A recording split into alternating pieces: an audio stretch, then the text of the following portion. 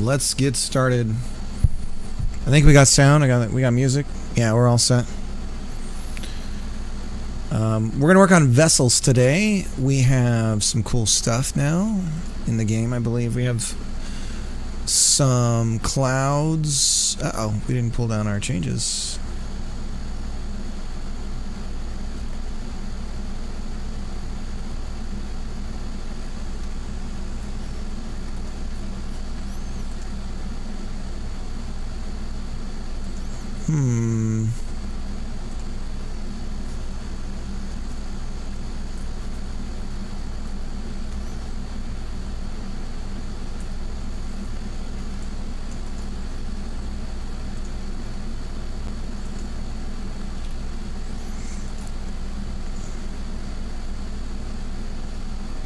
There we go.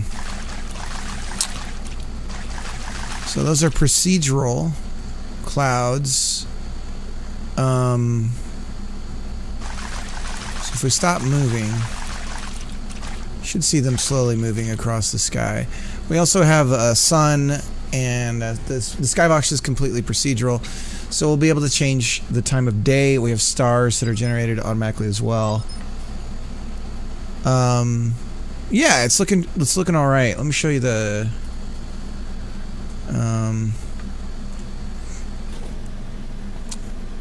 so these are all this is just textures. Not textures, but noise. And if we change the time of day, wait, there were directional light here, we just change that. We have different colored, like the I don't know how to scroll. There's a way to scroll this, like, not so dramatically. Do you click inside of it? How do you do it? There we go.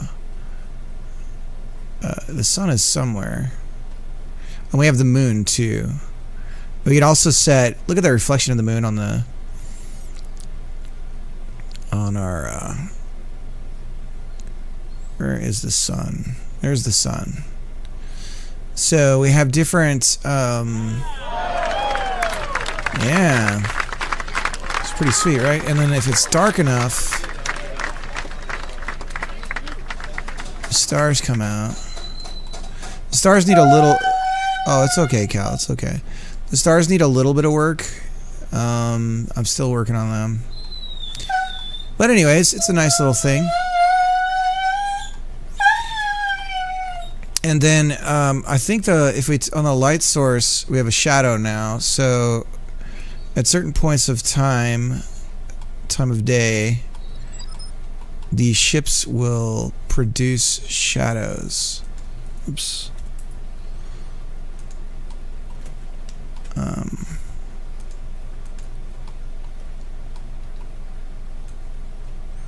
Yeah, so you can see the shadows being cast. And the shadows actually... Calvin. Although I don't know how shadows work on actual water. So the shadows do... we gotta run it in order to see the waves. The shadows do bounce around on the waves, but I don't know how that would actually work in real life. So I'm not sure that that's actually right.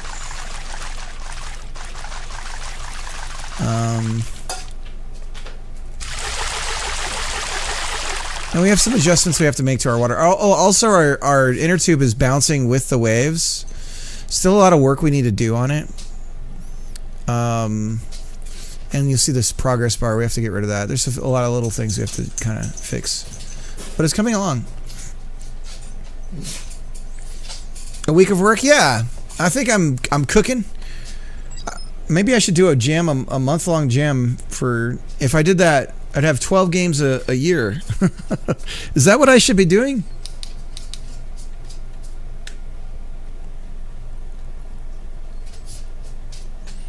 Yeah, I imagine they're harder to see. Because it's a transparency, right? So the water isn't gonna... The light, even the shadow, would pass through... I have to go outside in real life and just look, you know? I think the shadow would go through the water. What I think what I need to do is actually mask the water not to show the shadow, and then if you go past that area and there is a shadow, the shadow is cast onto you, and I think that would be more accurate to real life. But if it's really deep water, then I don't think you'd actually see the shadow. Theoretically, I think it would. What do you got, buddy?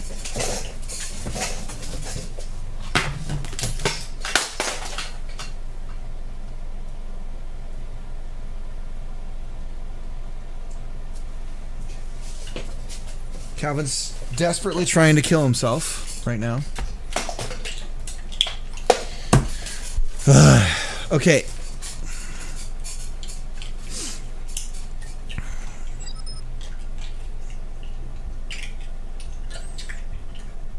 Or is it running in water where you can see the rays go down? The sun, where there's sun in the water and you can see. Yeah. Yeah, right now we're in more oceany water. I think the other thing, so the other thing I have to do is get the, with the water there's something called, so there's some way that I can do the shallowness stuff, right? So let's put a mesh under the water just to kind of mess with it. And see if we can do that. We'll just do a plane mesh and we'll make it pretty big.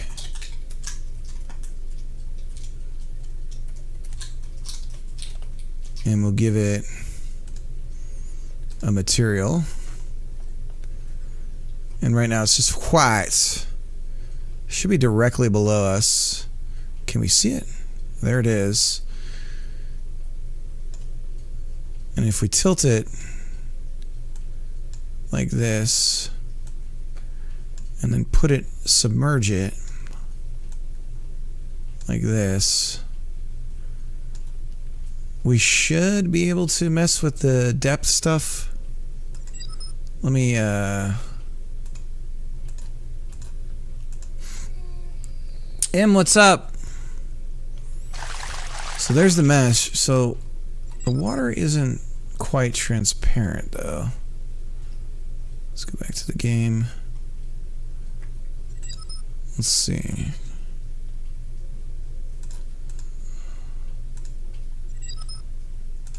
Here's the shader params. And then we have depth offset.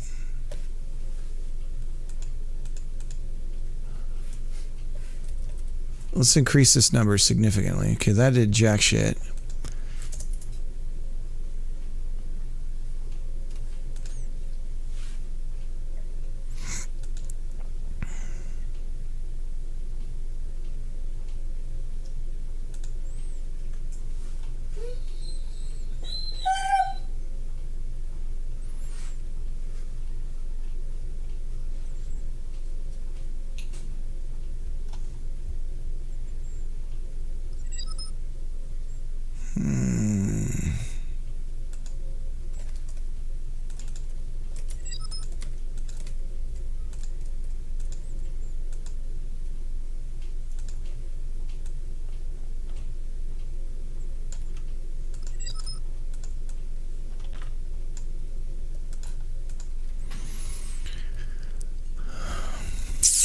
Not quite right.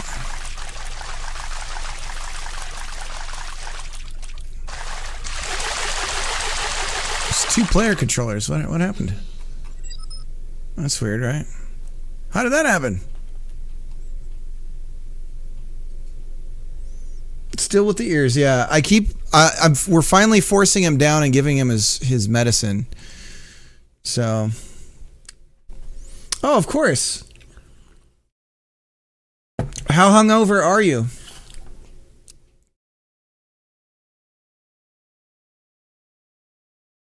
Tapper, what's up? Tapper's the one who organized it all. Tina has kennel cough. Oh, God. What does that even mean? What is that? What's Beer's Law? The more you drink? What is Beer's Law? What the hell is that talking about?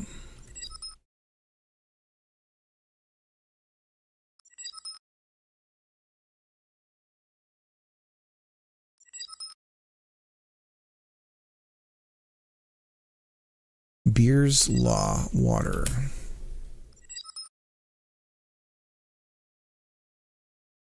Radiation of a beam passing through a macroscopically homogeneous medium with which it interacts. The intensity of that radiation decays exponentially at the absorbance of the medium. And that said absorbance is proportional to the length of the beam passing through the medium. Sure. That all makes complete sense to me.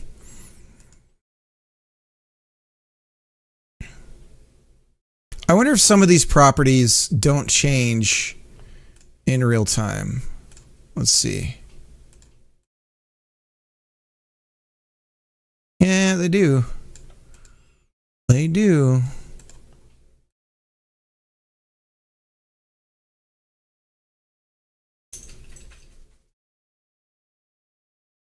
Well, let's do something green looking then.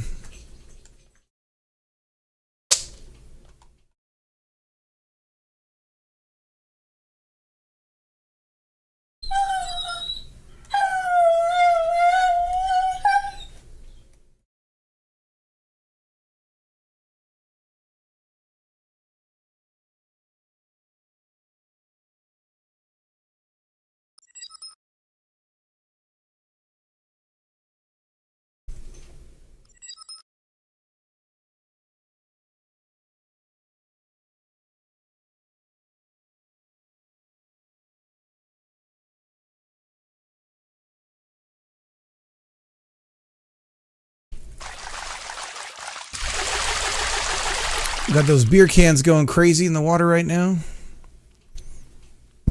What the dog doing? He's doing your mom.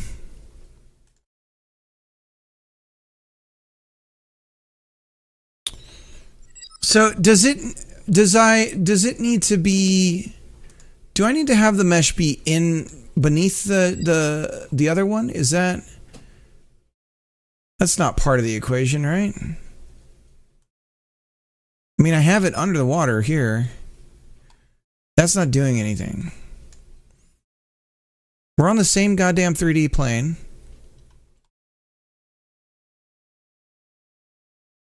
The water just is not transparent.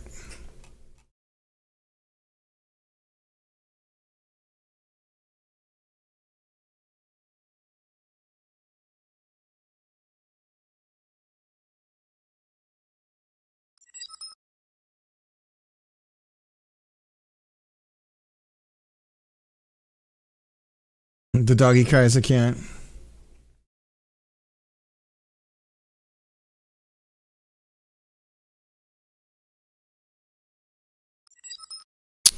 We're going to start getting vessels in the water here in a little bit. I wanted to mess around with the water shader just a little bit more, but I'm not getting the effect that I'd want.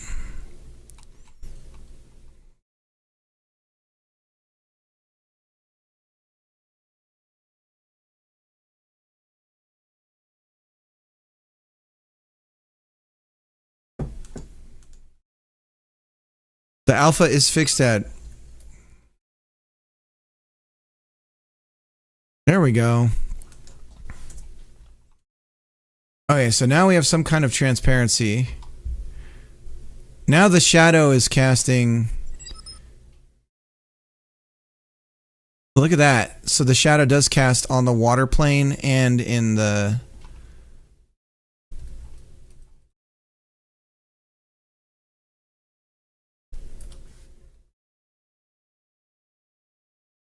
There's definitely nothing going on for the color, like deep and shallow. Like, how is that determined?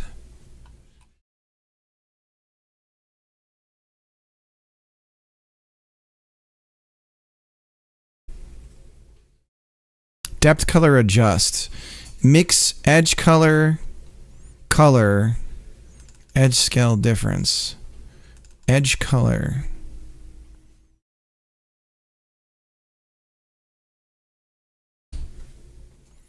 Do I not... Oh, you know what? I might need... Yeah, I don't have edge color. Oh, shit. Wait. I think we figured something out. Oh shit. Okay, hang on. Let's bring alpha back to 1.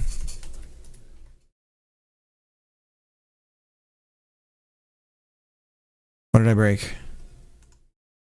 M, what did we break? M, we broke something, M.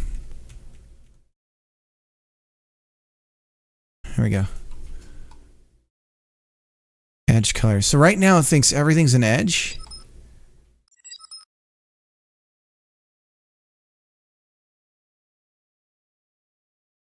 Near and far.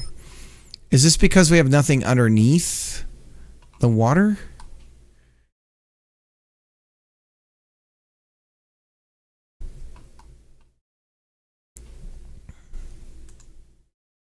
Looks like we're in milk right now.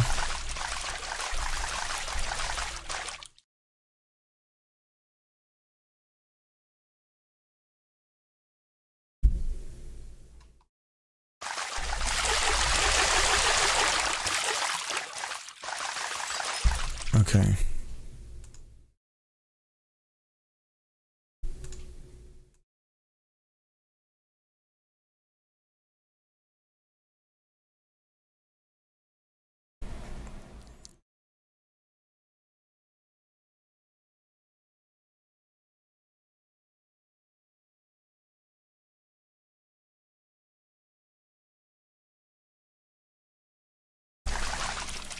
Edge color.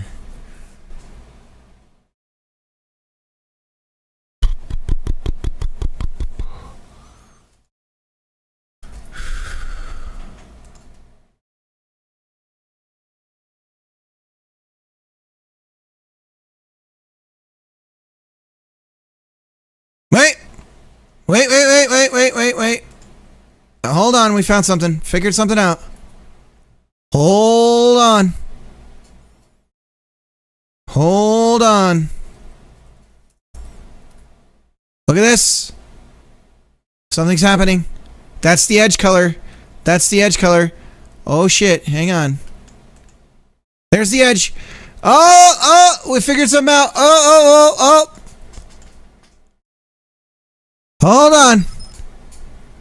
Slow down, everyone. Everyone calm the fuck down. Just calm down, everybody. Calm. You all need to relax. Relax. Calm down. Okay, so we have an edge color. Okay, hang on. Everybody chill. Hang on.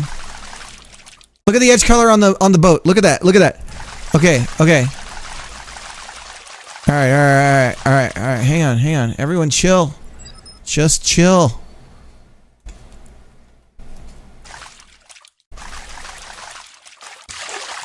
Okay. We're getting somewhere. 300. Uh-huh. So that's why it took over. And then if we keep it down, bringing it down, it takes over the whole thing. Aha! Because the whole thing is an edge. Okay. And then what is far doing now that we have this figured out? It squishes it, maybe? I don't know.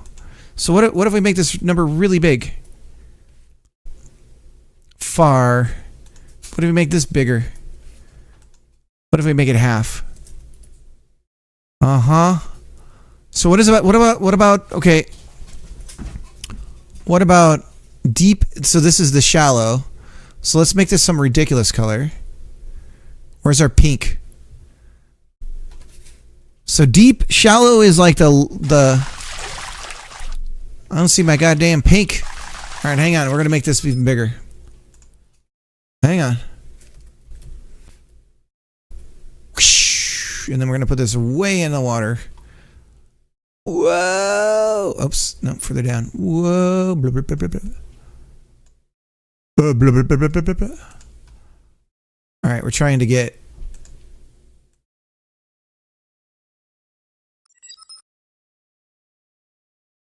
Okay, go back to the game.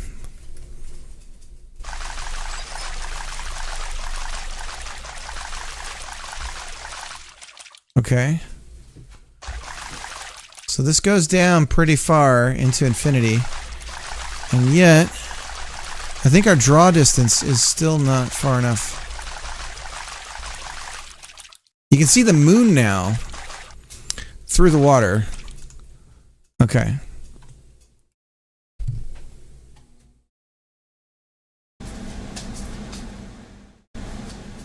Joke ruined. Still so fascinating to me that everything shuts down on Sunday. And we still bring in dead trees in our house, even though we're not pagan.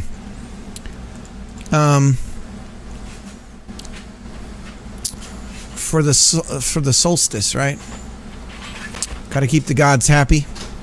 Got to celebrate all of that stuff. Yeah, it's weird.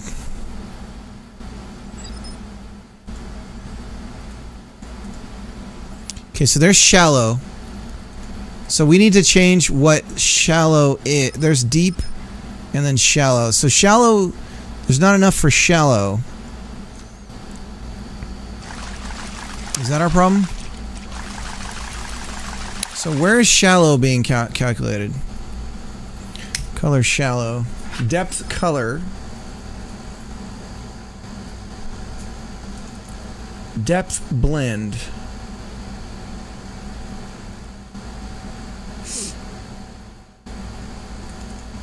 Depth blend takes a clamp of depth blend. Why are we using ourselves a bunch? Depth plus vertex Z. Depth texture. Ah, with the wait. Depth texture equals depth texture.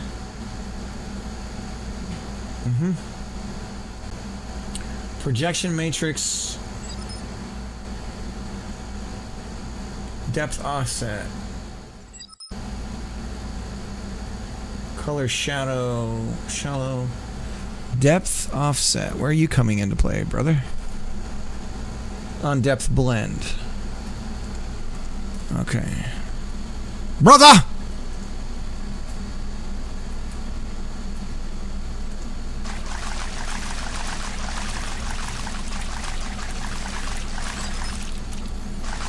Look at that!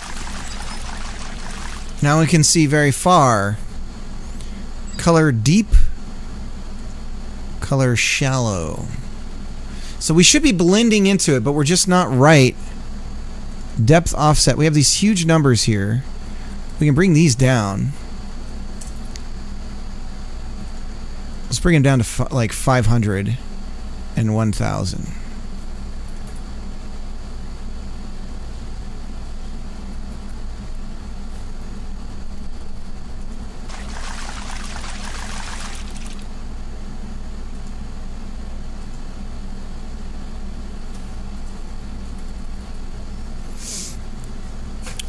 So we've got our edge scale. Oh, okay. So that's how big of a edge we have. See, I want to become an edge lord. Do you see? An edge lord. So I think this has to do with Beer's law.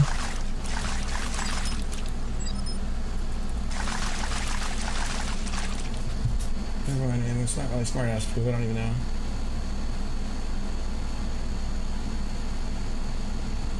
It would go like this. Wouldn't it not need to be smaller than far? Are donkeys the second best animal in the world? After dogs? This is a good question. I don't know. Height scale. That's the wave height. That's the potential height of our waves. So if we want really rocky waves, we go like 5. Oh, shit! We don't want that.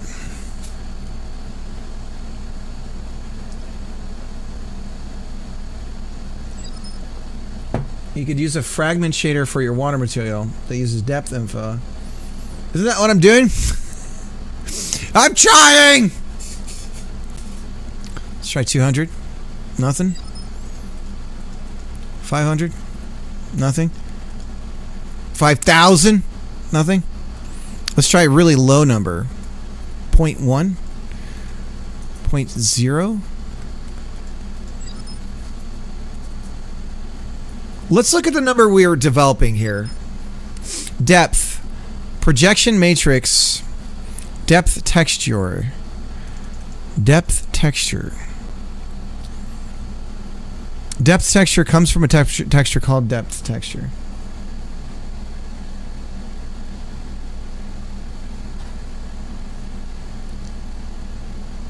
The post-Catholic.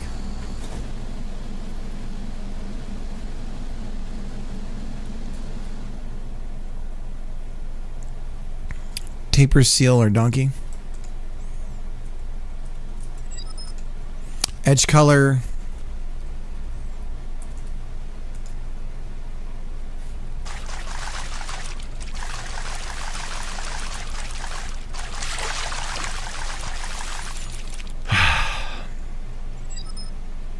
What are we doing here, boys?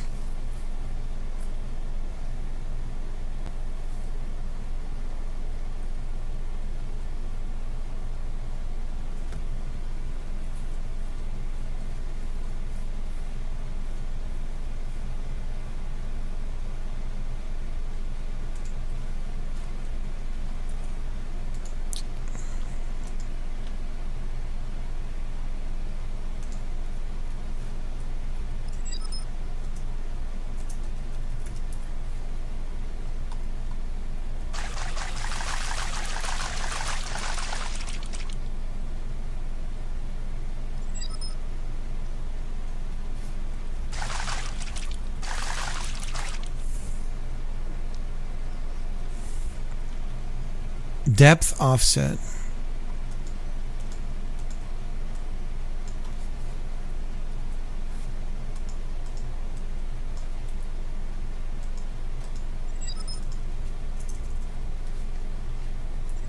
Some big ass number.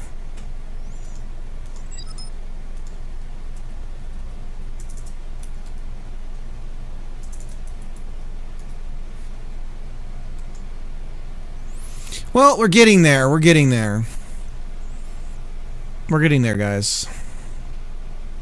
Okay, let's start getting the vessels going. First thing though, when we load, we want to get rid of let's get cooking.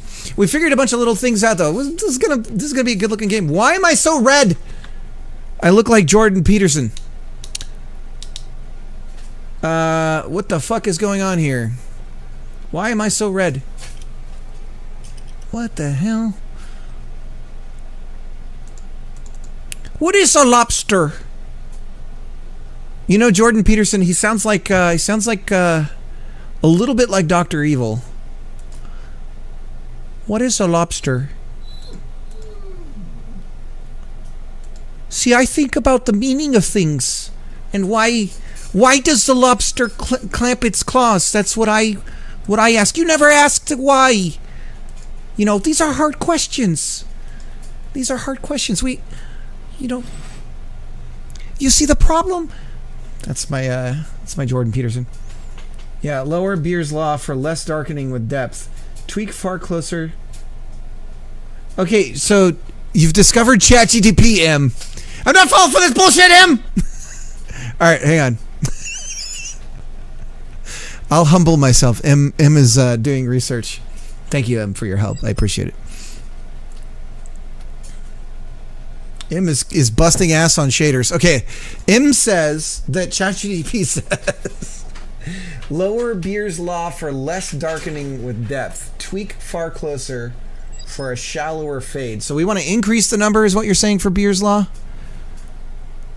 500. And then what about our depth offset? What are we doing with this? 1,000. 10,000. It's not doing anything. Beer's Law to 1. Far to 50.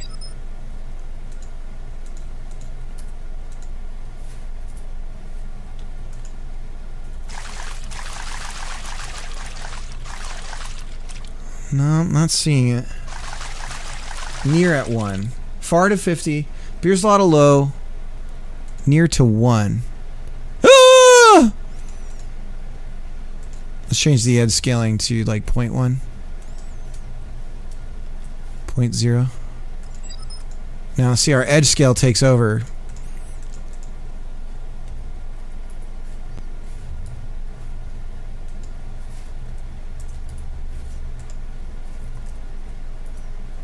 We got to increase the near at least.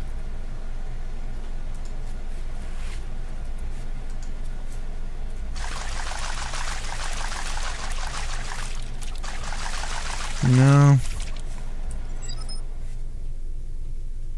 Drop edge scale down. I got it as low as it can go.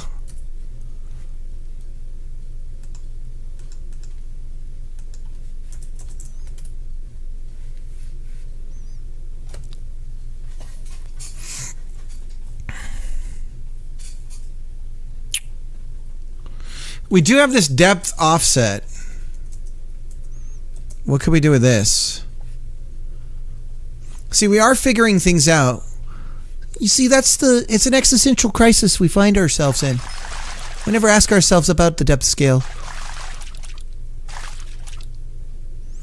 No. Well, but you're the one saying things. You know, you never thought about what it would mean if you suggested something in the chat. You know, there are seriously impactful things that happen. People listen to you when you talk in chat. People say, what is that person saying? All right, we're gonna leave it for now. I'm gonna bring everything back that I did before I started listening to him. I had it pretty good, but I'm with you, Em. I'm with you.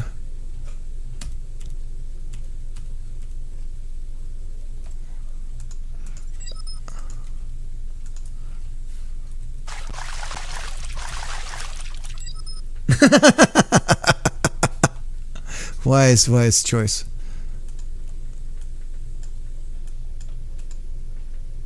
So that's the color we see here. So then what is creating color shallow? Wait, is shallow the color that we're seeing? No, it's not.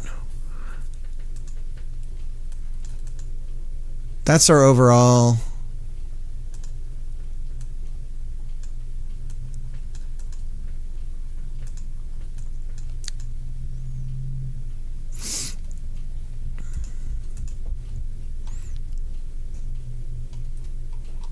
See how different it looks here than when we're rendering in real time?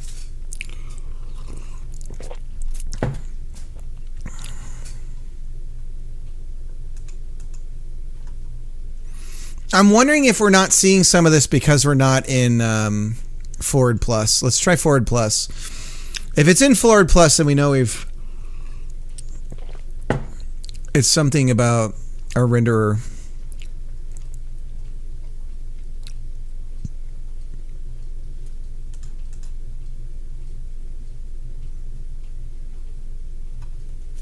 Yep, it's some sort of Forward Plus thing.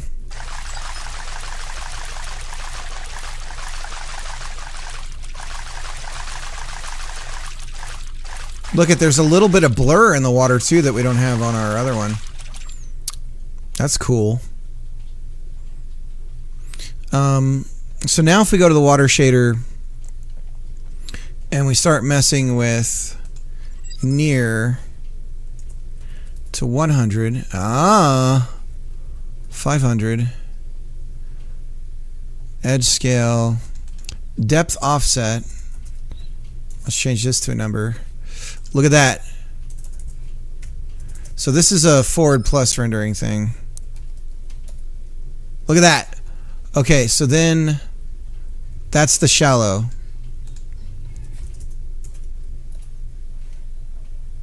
So that's the shallow color. So this, if we change it to like yellow.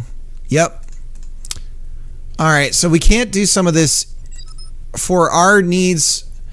We won't be able to do this in compatibility. That's what's going on. So we need to invert these colors actually and do like a teal color for stuff up close and then a deeper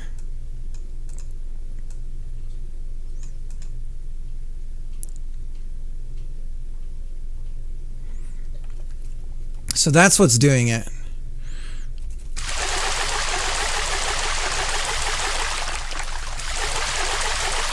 Love that sound design, Em. That's the Cricut sound design. We have our throw.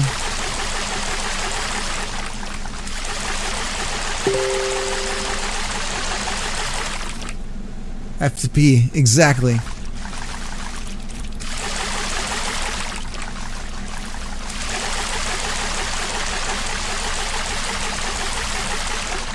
Okay, so we figured out that our issue is actually with you know, it's like the story, it's like the fable of the taco.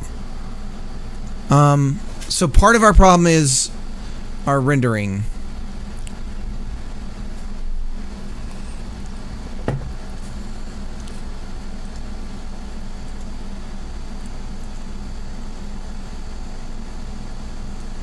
So my daughter has kindly given up some of her resin for the printer, the 3D printer, to replace the thumbsticks on my controller that my son tore apart. I helped you figure out what the problem is. I appreciate all of your guys' help. I appreciate it.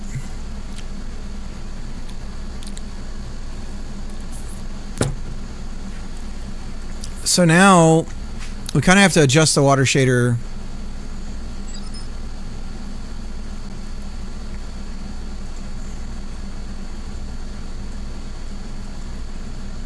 Something like that's fine.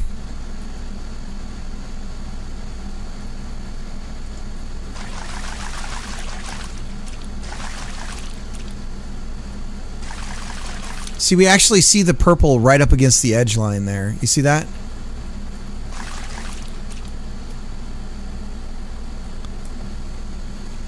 Yeah, so this shader works a lot better in look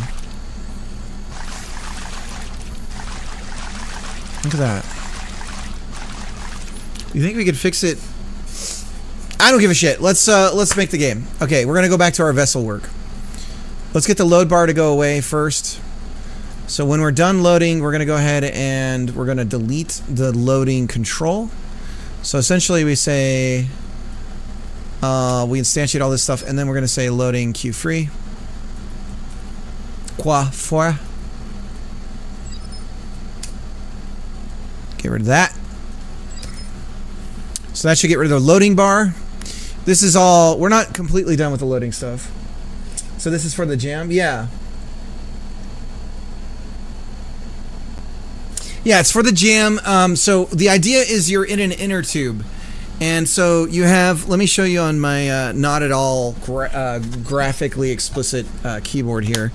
But if you imagine, so you have P and O, and then you have your W and Q. So those are your different hands that you're flapping. So Q and W is like your left side, whether you're flapping forward or backwards on your left side. And then O and P is whether you're flapping forwards or backwards on your right side. So you can imagine you're in the water and you're flapping like this all the time. Flapping yourself around to move your guy around. And so if you flap forward with your right hand and backwards with your left hand, you start to spin around way faster. You understand? And then same with the other ways. And if you flap forward with both hands, then you go in that direction. And if you continue to move in that direction, you will, if you let go of your flapping, and then you can kind of flap one way to like fix your thing. The only thing we don't have right now for this, the controls of what I want, is to press and hold to just leave your hands in the water, to like drag to slow you down or to get you to turn one way faster. The jam is called 30 Days of Summer. 30 Days of Summer. And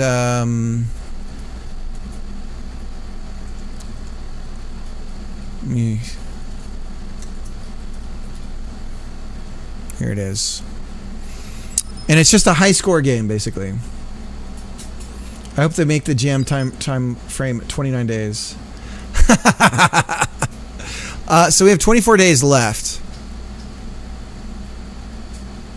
So from June 30th to July 30th.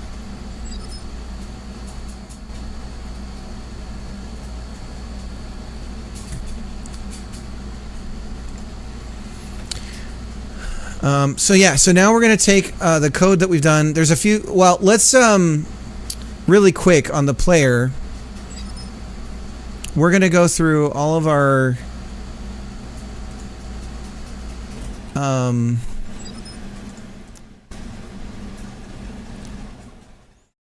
like a 30-day jam. It's nice.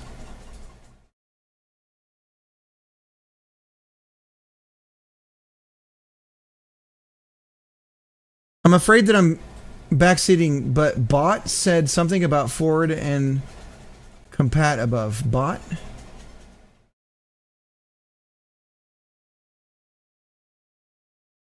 Bot? Huh? Oh, bot. Hang on a second. OpenGL and Vulkan have different representations of depth. Just ensure the depth calculation is the compatible version. Ew.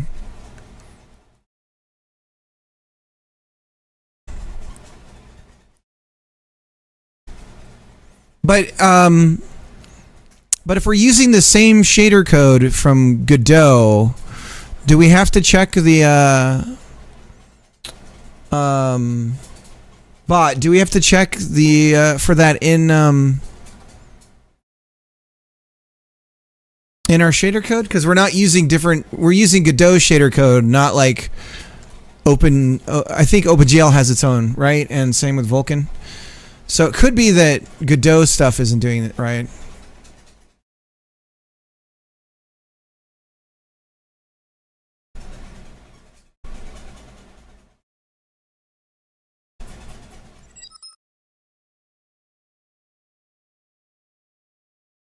Current render equals render compatibility. All right, let me see.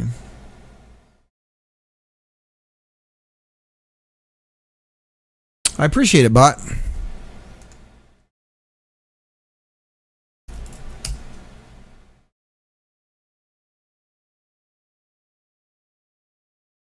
But is this in the shader code?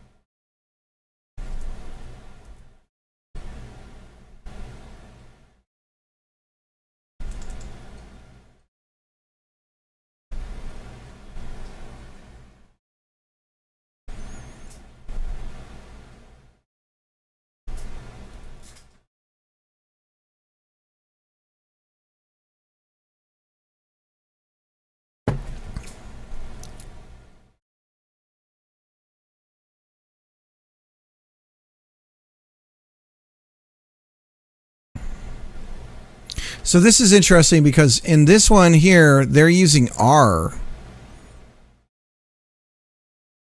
The depth texture, they're going with R, which is weird. And here we're seeing X. We're also using depth texture.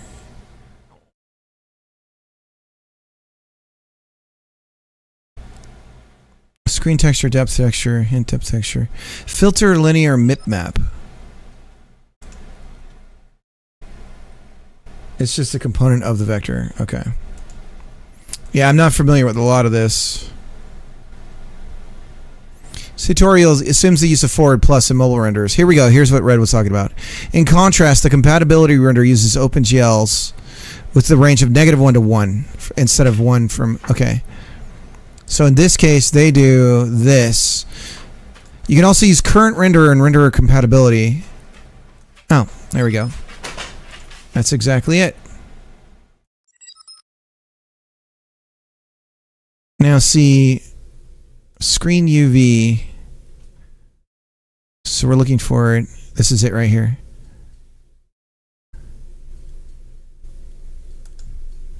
So Vec3.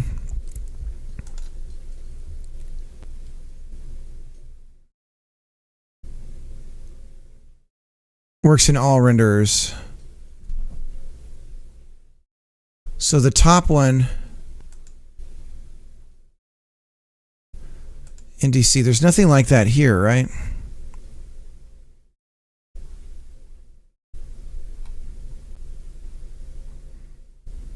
This has to be it.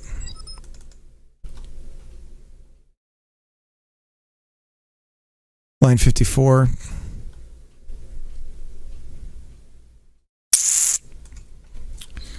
So in their comparison,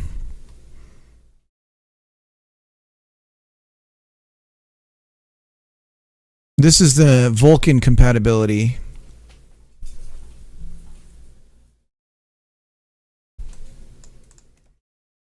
And then the other one is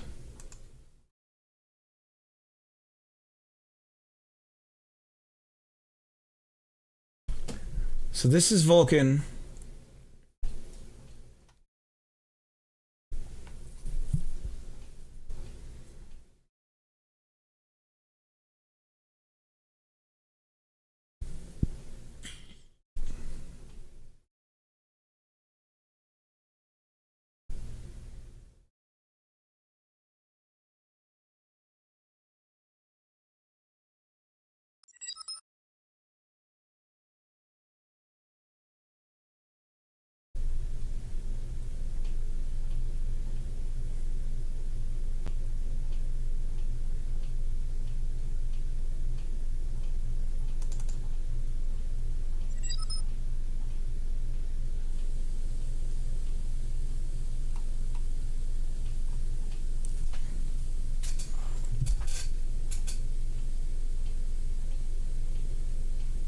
Yeah.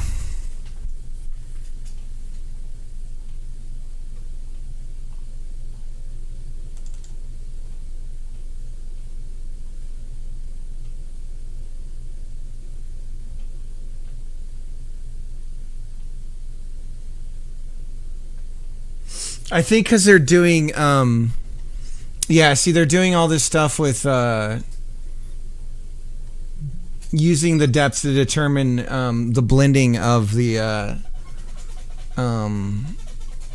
amount of what the color of the object as it gets deeper would look like.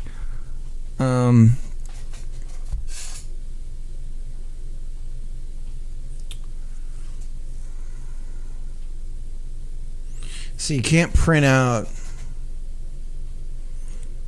Okay, well, if we know that we're doing it this way, and we know it's supposed to be between -1 and 1 in the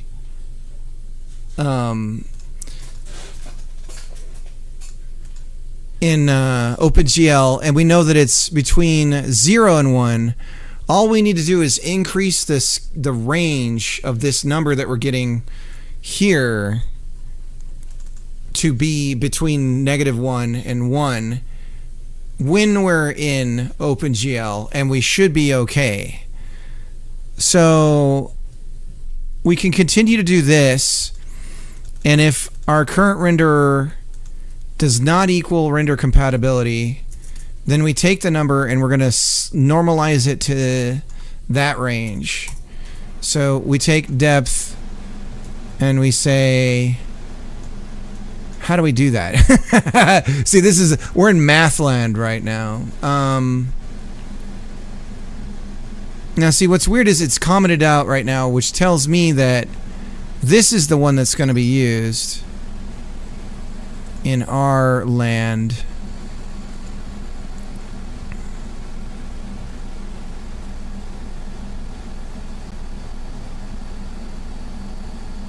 It's the depth texture that's the wrong range.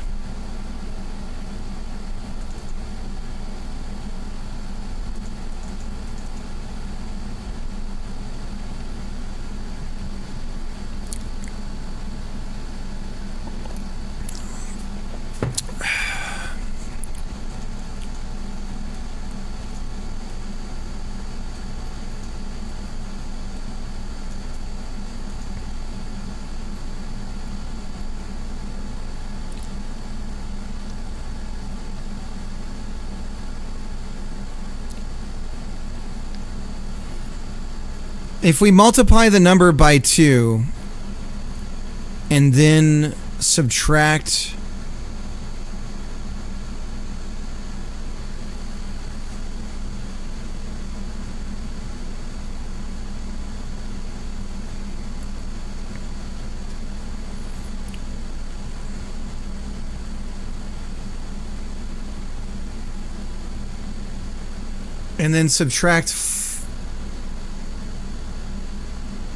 okay, let me figure this out really quick.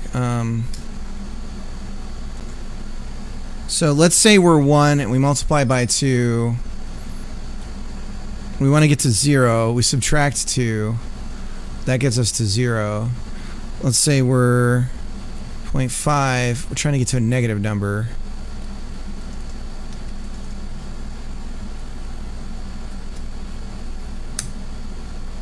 Gets us 1. That's too far.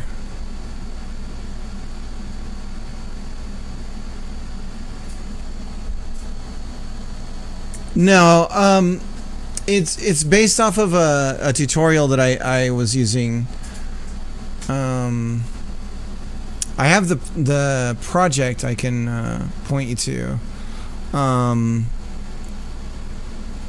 I originally used the shader because it's much more lightweight than the one I was using before.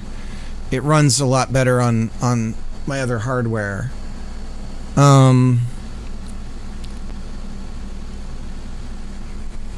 Oops.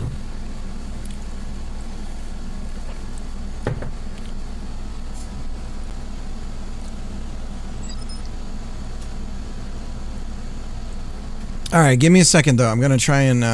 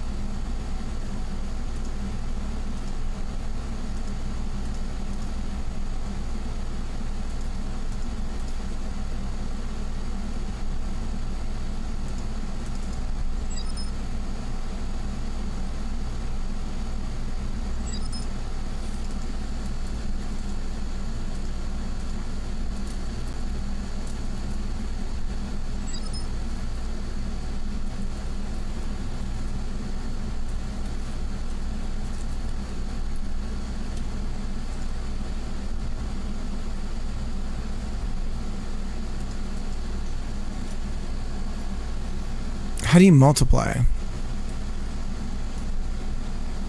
It doesn't like the multiplication.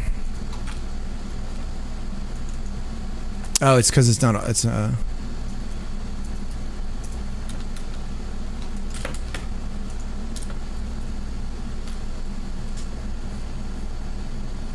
then it doesn't like this anymore because this.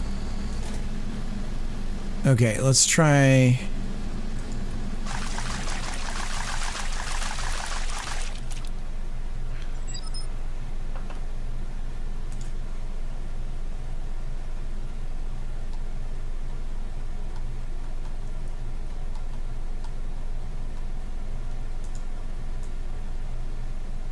Hey, we did it.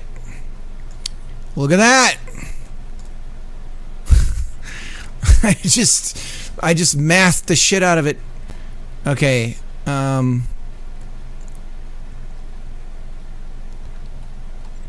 So now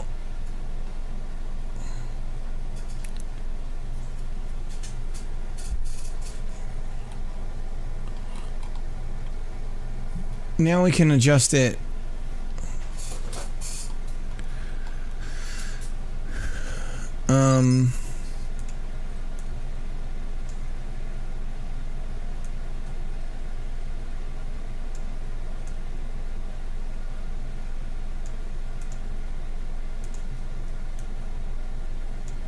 Now we need to change the edge scale, or no, the depth offset.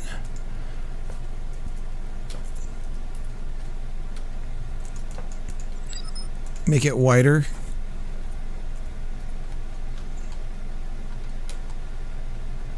So now it slowly gets more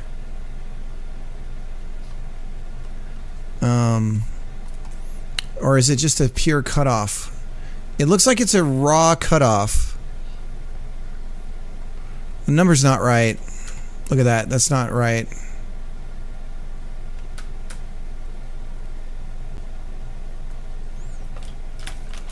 The real British teacup, how's it going?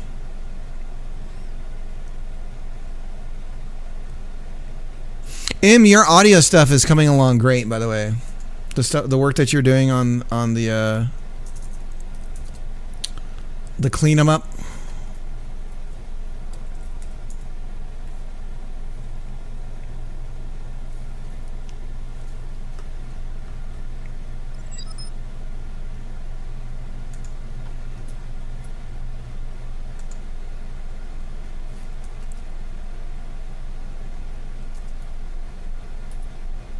There we go.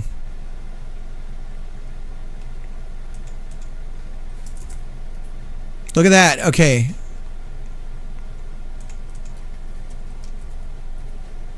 Look at that. That sure is pretty.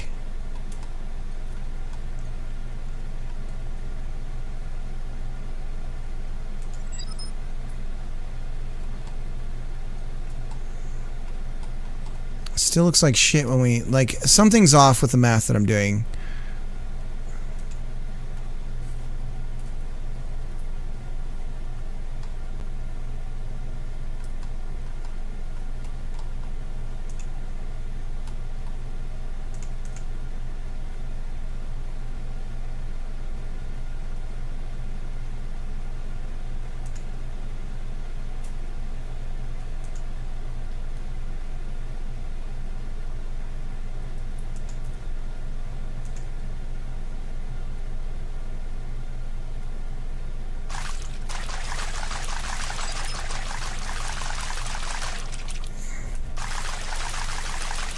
Nah, it's not right. The math isn't right.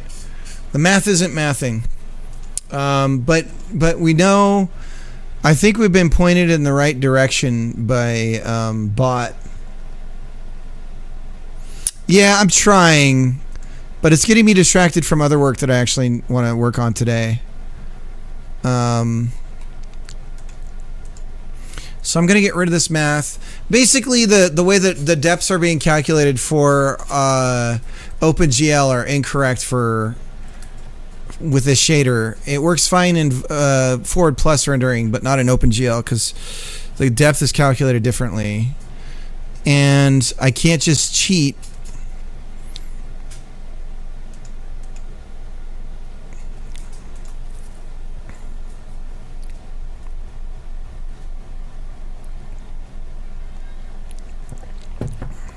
Distance to point.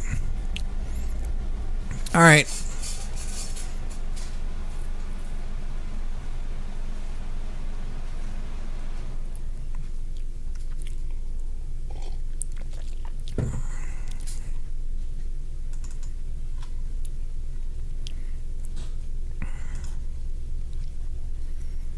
Okay, well, we're going to ignore that for now. Conrad, what's up? What are we cooking? Your mom? No, we got we're working on depths.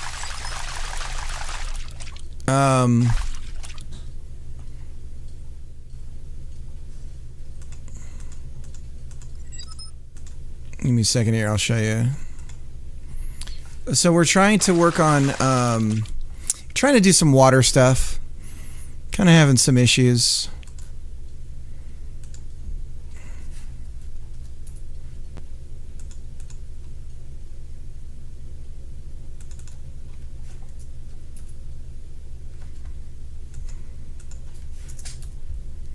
There we go. Figuring out how to do a lot of this water stuff. We also have a nighttime, we have a sky shader now too. I can show you that. We got these clouds rolling and we have time of day. So we can change the time of day, bring the sun up or down.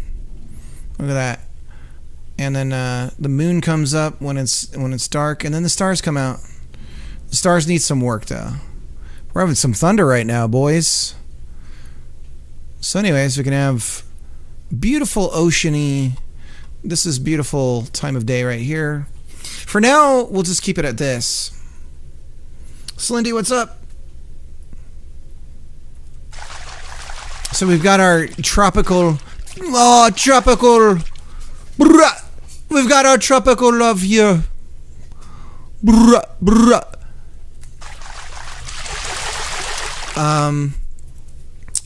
And I guess let's start making the game again, huh? So we're gonna work on vessels. Brah. Tropical love. One love. Brah. Brah. So it fires twice. That's why there's two.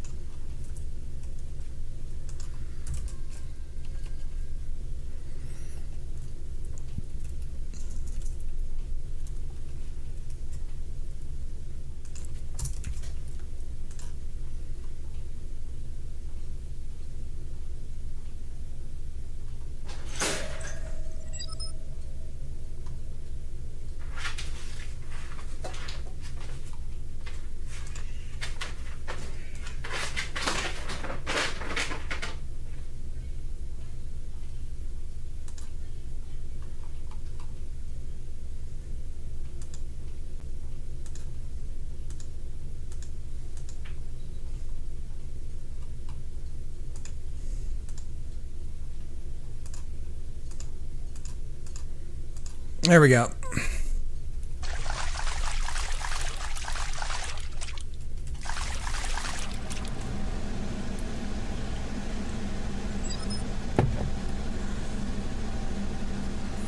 Last month I learned a lot of British people can't roll R's.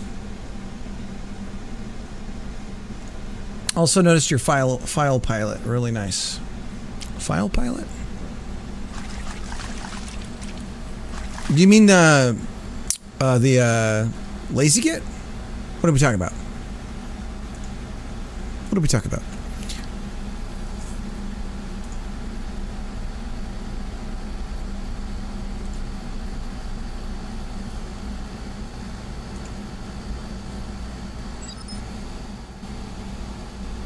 Thing next to start. Oh yeah. I have to recall. I have to remember to use it. It's so damn fast, though. It's insanely fast.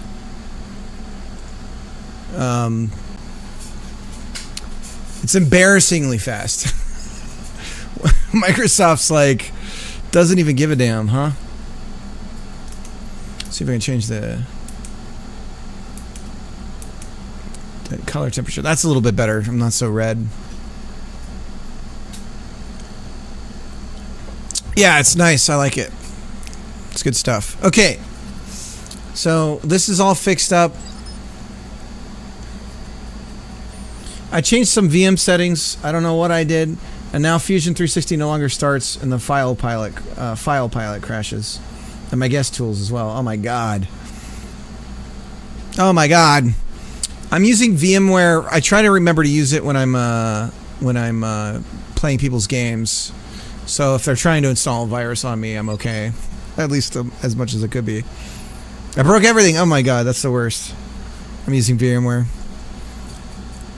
It seems a little finicky. Things about VMs, you gotta have all this RAM sitting around to run it proper.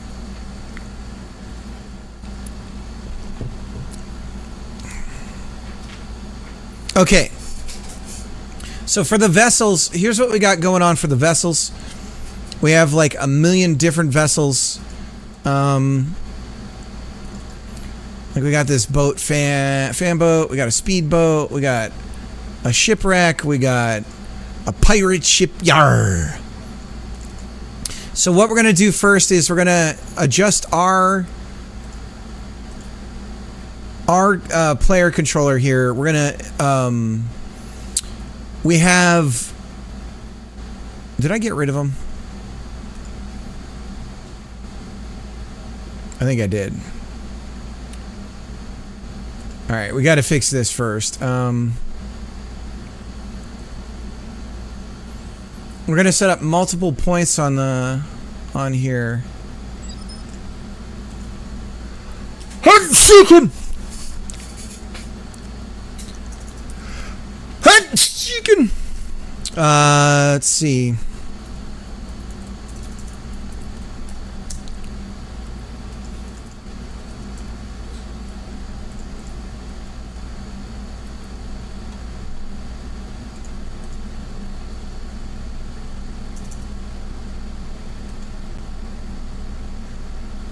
Damn, I haven't heard this track in a long time. Oh, it's from Future Sound of London.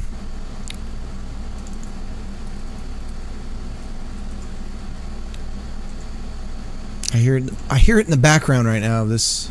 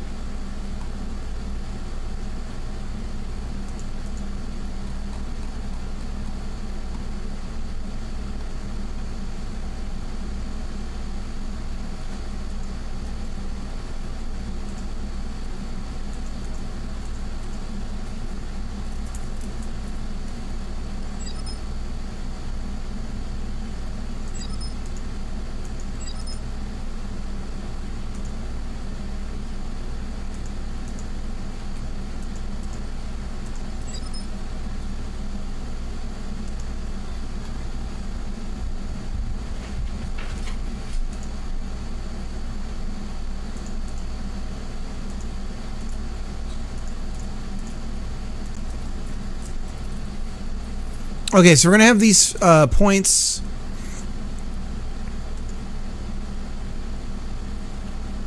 Oh, these are rotation. No wonder it's not updating.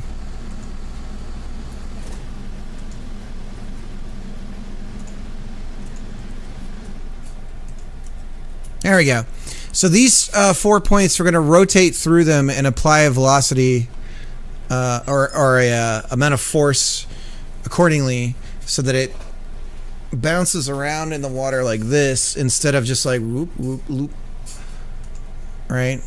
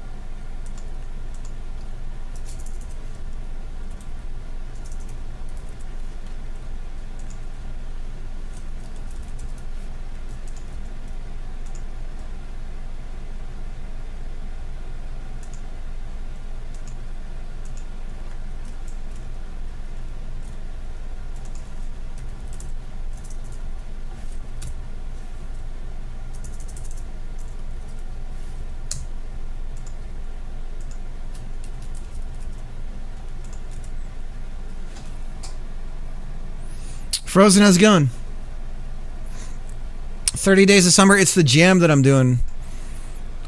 I'm not doing it with Frozen, but Frozen's doing it as well. Frozen's the one who's like, hey, you should do this one. So this is what the game that I'm making right now is going to be submitted to this jam. Oh my God, Windows is updating. Slendy.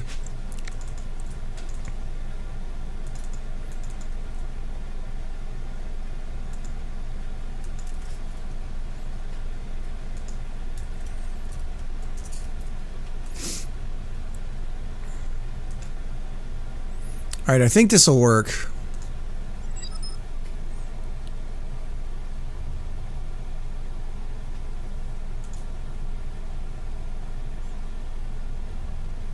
God damn it, this is running twice. We need to, we're not in a loop here, are we? No. When we get here, we need to...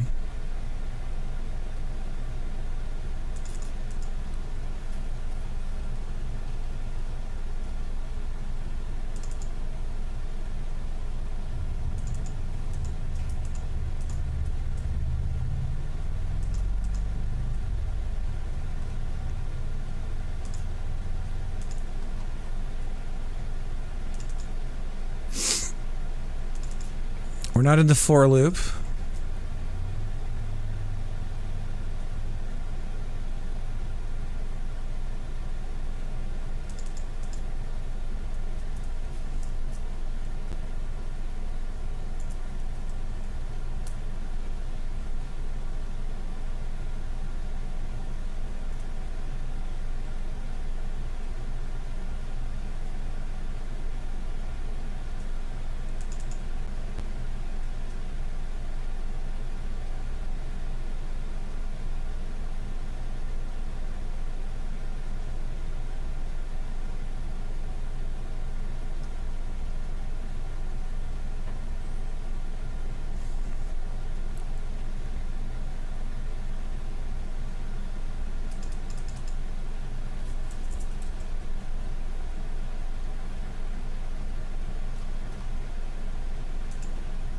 How is this happening twice?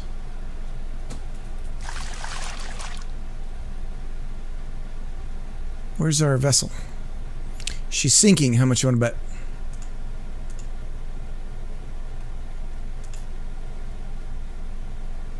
Nope, she's there. Oh, I have the mesh off. All right, there she is. Now let's turn off the... we have it locked on angulars. So now we should hopefully bounce around.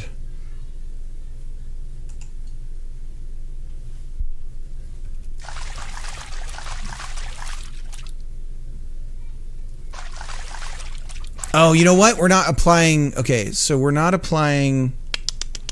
Let's go back here. We need to apply... It's not a central force. It's now force. And we're going to position our global point position. Okay, now...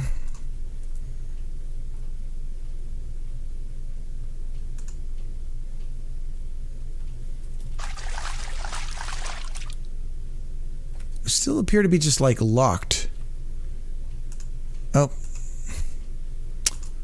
Okay. There we go. Oh my God!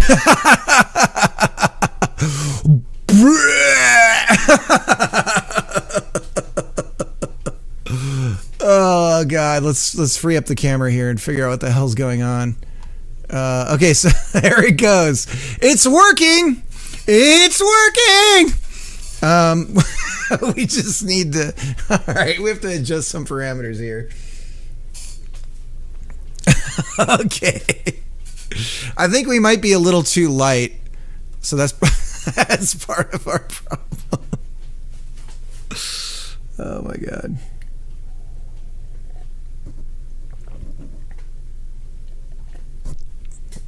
Okay, so we got to fix the camera. I think we flipped upside down, actually. Let me see. Somehow we've got to lock our...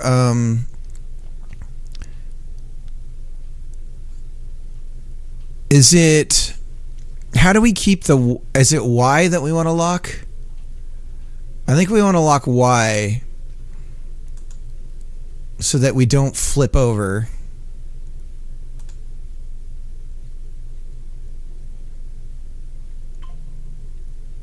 No, it definitely seems to be. Okay, that's fucking things up. All right, let's see if we can turn that off. We don't want to flip over. Pio, the Pioneer, how's it going? Or is it Pio? Pio the Pioneer? How's it going? It's coming, it's coming. We're trying to get... I think we might need more points. I think we might need more points as part of what we're experiencing here. Looking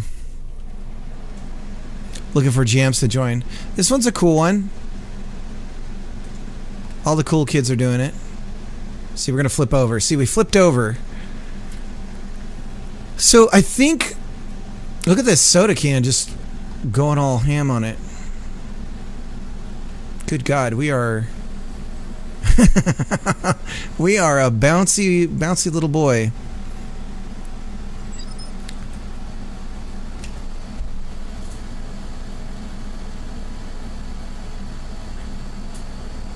It's just a player controller, so I just want it to be a little bit more like alive than the rest of the stuff. Okay, so we're gonna ignore this for now. Let's do the same concept of our forces and stuff and put it on the vessels, like I keep saying we're gonna do. We also need to be able to add vessels to the stage, so we need something approximating a level designer or some way of being able to design said level. So we're gonna delete the vessels that we have, and then we're gonna add them in the way that we want to be adding them into the game. Screw this shit. This.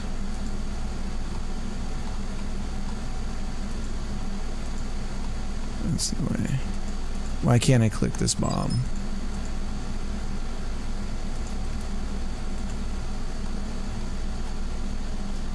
Okay. And then we just have a bunch of floating beer cans in the water right now. Okay. Yay, Slindy. This one you can jam though. This one you can check out. It's a 30-day jam. It's in day 6 right now. If you want to join it, Pio. Is it Pio? Hopefully I'm saying that right. Let's get some more music going here.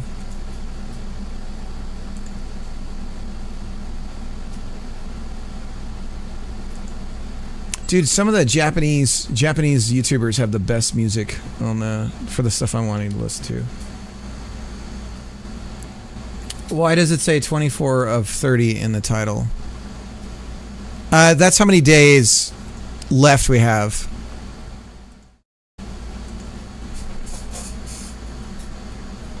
I guess it should say 6 of 30.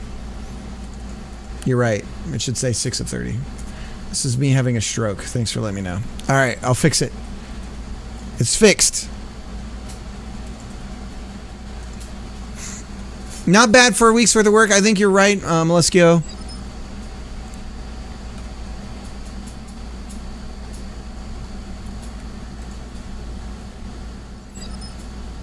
Okay, back to the vessel code. So we need a way of adding vessels into a stage. And we need the vessel to... So we need some exports, right?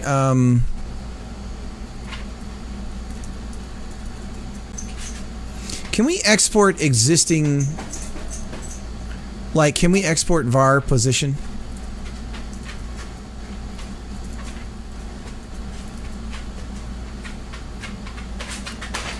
No.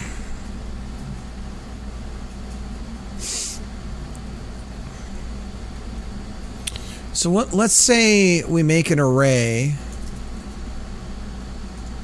of vessels here.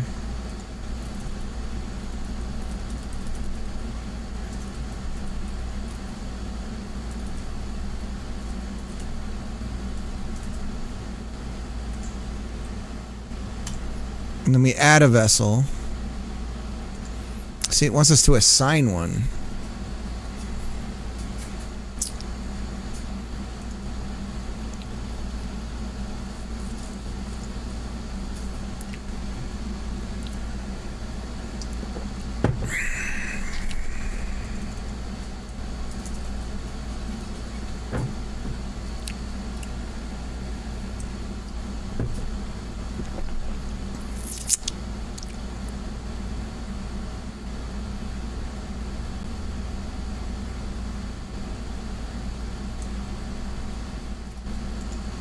God, I hate this shit.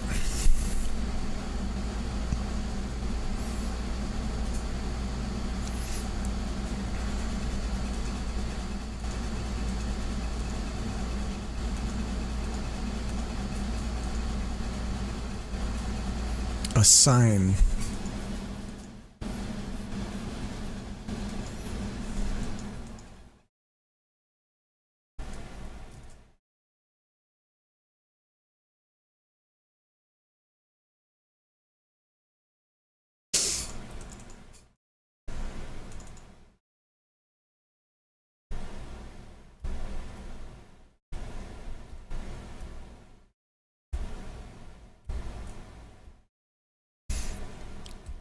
Don't make me make a fucking setter.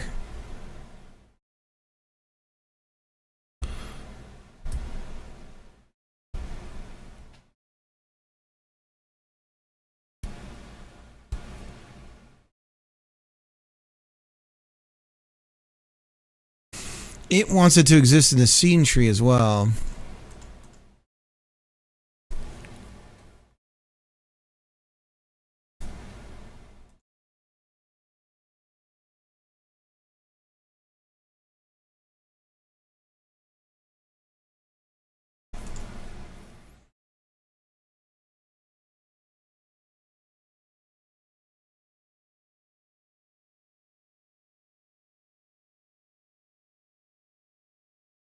Okay.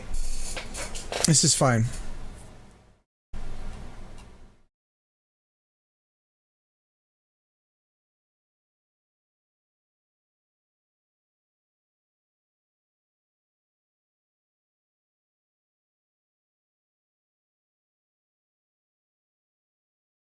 Let's get rid of config. We'll put this in main.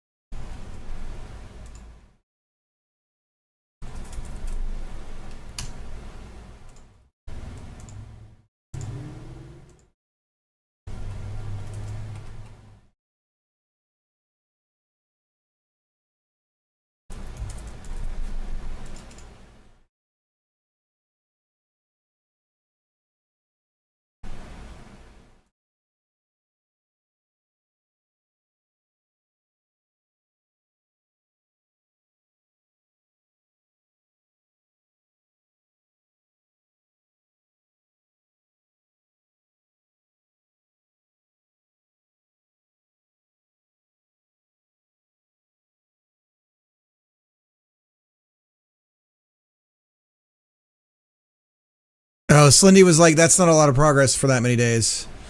Oh, yeah. Oh, yeah. I'm with you on that. It would not be. All right, so then what we'll do here... See, it's so funny. I just stray away from the Godot, like, data stuff over time here. So vessels is going to have the enum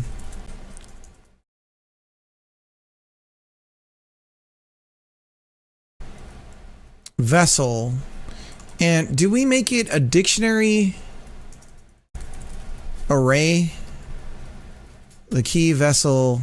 No, that won't work. A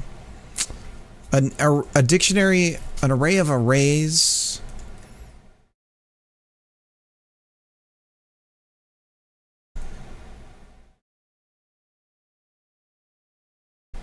Vessel type, that's what we're looking for.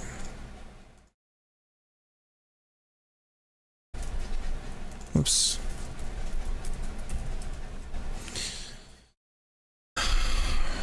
Array.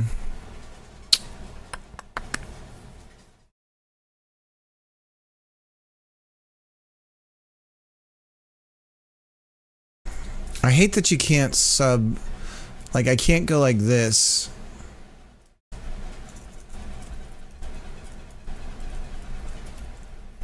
I have to bring that on. Yeah, it's not going to let me do that.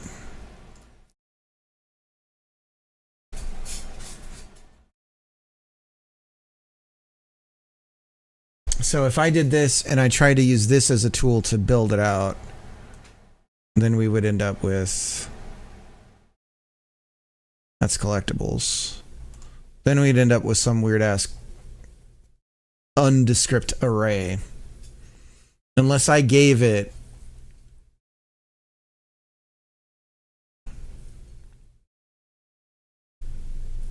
That's fucking stupid. If I predefine the on a setter, which I don't want to do, just need an easy way to design the stage out for loading and everything. Go big or go home. I'm trying to go big on this.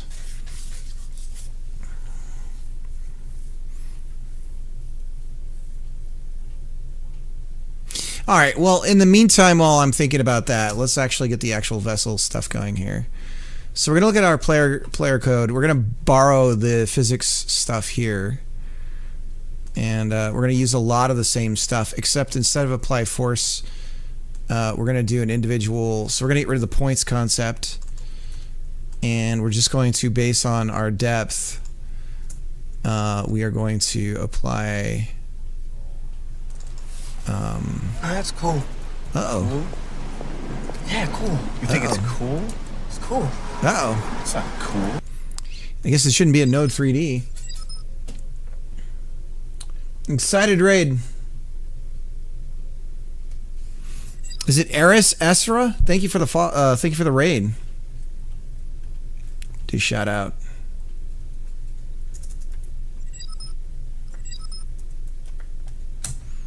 Shout out. Thank you so much for the raid.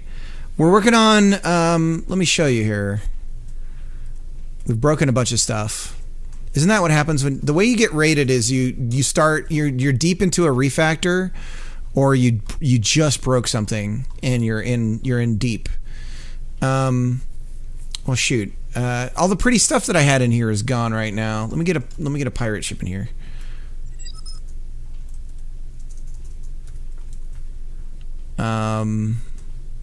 We just throw a pirate ship in the water so we have something to look at. So we're doing a jam game. And, oh man, everything's broken right now. Hold on if I actually press play. Okay, you're gonna have to trust me on this, okay? Okay, because... Alright, so ignoring the vomit cam right now, let's free up the camera, I can show you. Gentlemen, this is Democracy Manifest. I promise you I have a game that I'm actually working on here. We imagine that you're in an inner tube. Here's the game. Imagine that you're in an inner tube and you can splash forward with your left and your right hand. So QWOP controls, okay? Q is your left forward, P is your right forward, okay? Then if you want to go backwards, W is your like backwards left, and O is your backwards right. And then you can spin around and stuff by doing the opposites ones and stuff like that. And I can't. Can I do this right now? See, we're in the water too deep. I'm too deep into what I'm doing here. Hang on, I know what I could do. If we I'm trying to get my scene structures and everything all cleared up because we just kind of prototyped this out really quick. And we got like some outstanding bugs. None of my controls right now are gonna work. Hang on, we can rewrite the player. We just go backwards on this. I need to anyways, actually, because it's not even playable right now. Alright. So we're in the water. And then nothing we press or do does anything, apparently. This is great. This is just embarrassing! Did I delete the input map? No. Are we not responding to... Paddle left forward. Let's do a break on that one. We're not collecting inputs right now. Why is that? Oh, because we have inputs off. Okay, sorry. Alright, so yeah. So, oops, and now we're doing the breakpoint that I set because I thought everything was broken. So you can go forward by pedaling forward. So I'm doing Q and P right now. And then you can go right by just P, or you could do WP, which is like this, right? Or like that, right? So you can go around even faster. WP makes you go really fast. There's some friction issue right now that I have to adjust. So we're not moving forward as fast as we'd like. So you can pick up beer cans. So imagine this is like a water park ride. And you're going to go around and get beer cans, and you can throw the beer cans at people, okay? So we're making like a summer game kind of thing. So there's going to be obstacles that you're trying to avoid. There's going to be current that's pushing you along. It's like you're in a river, and it's like a Disneyland ride kind of thing, and there's things you're trying to dodge. There's an old arcade game this is all based off of called Tubin. So I'm just stealing directly from Tubin. So that's what we're going for. This is a 30-day jam. We're on day 6 right now. We've got some, of course, you start adding things that aren't entirely necessary, but I feel like they are. So we've got, thank you for the follow. Eris, thank you so much. I'm not on input mode. Stealth was yelling at me. So that's new. This is all like brand new stuff here, having access to this, at least for me. So then we also have, this is Democracy Manifest. We've got a cloud shader thing going on here. The skybox is a shader right now, so we can change the time of day by moving the directional light. So we can make it like, we can bring the moon up, right? We could do nighttime. We have stars that come out at night. And then we can bring the sun out. So the sun can come out. And then we have like a sunset thing. So we can use this as we progress through the level. We're going to have like, the day-night cycle will slowly kind of change. And then it'll start from like kind of a sunrise thing. And then it'll get harder and harder and harder, and it'll come to like nighttime, and that's when the pirate ships will come out with like the little ghost guys on it, and they'll be like shooting things at you that you have to dodge and stuff. And that's basically how this is going to work. You can't move the camera around. The camera's going to be fixed, and it's all about moving the inner tube around. Yeah, so that's the idea. Coffee Wolf, thank you for the follow. But what about you? What were you working on? Let me check out the stream.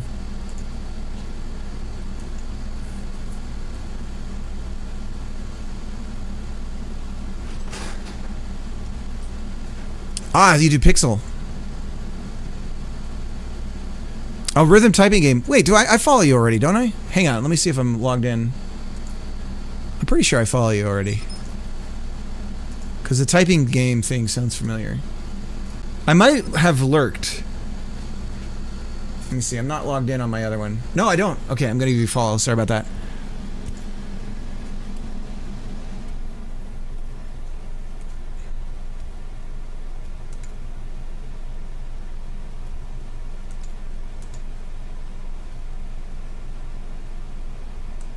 Yourself, well, not sometimes, a lot of the times, your perspectives isn't unlike things as they come. So the avatar is really cool. Customers in the coast. That's been very difficult. So it's going good? So I feel like it should be shorter, just for organization's sake. And I see that makes sense totally. And so the other thing, I'll show you guys really quick since a lot of people here are probably new. The other thing that I'm working on is a hexagon matching game. Let me show you that really quick. So this is like, I'm taking a little bit of a break from it. I have 3 major projects. The jam game's like a separate thing. But then I have this hexagon game and then a multiplayer dungeon crawling thing that I'm working on. But this is like the main thing that I'm trying to get done, which is a this is a match 5 kind of game. And the way that it works is you rotate your hexagon pieces and you match the colors. And so you rotate or you spin it around the wheel and you rotate the colors together. You have a glitch or two. There we go. Oops, there's a little bit of a problem right now with the rendering of the flip doesn't finish if you're a little too anxious. So that's a tweening issue that I have to fix. But anyways, this is the other thing that I'm working on when I'm not getting distracted with the jam game.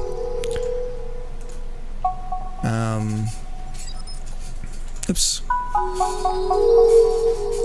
So this is a work in progress. We're working on juicing this thing up.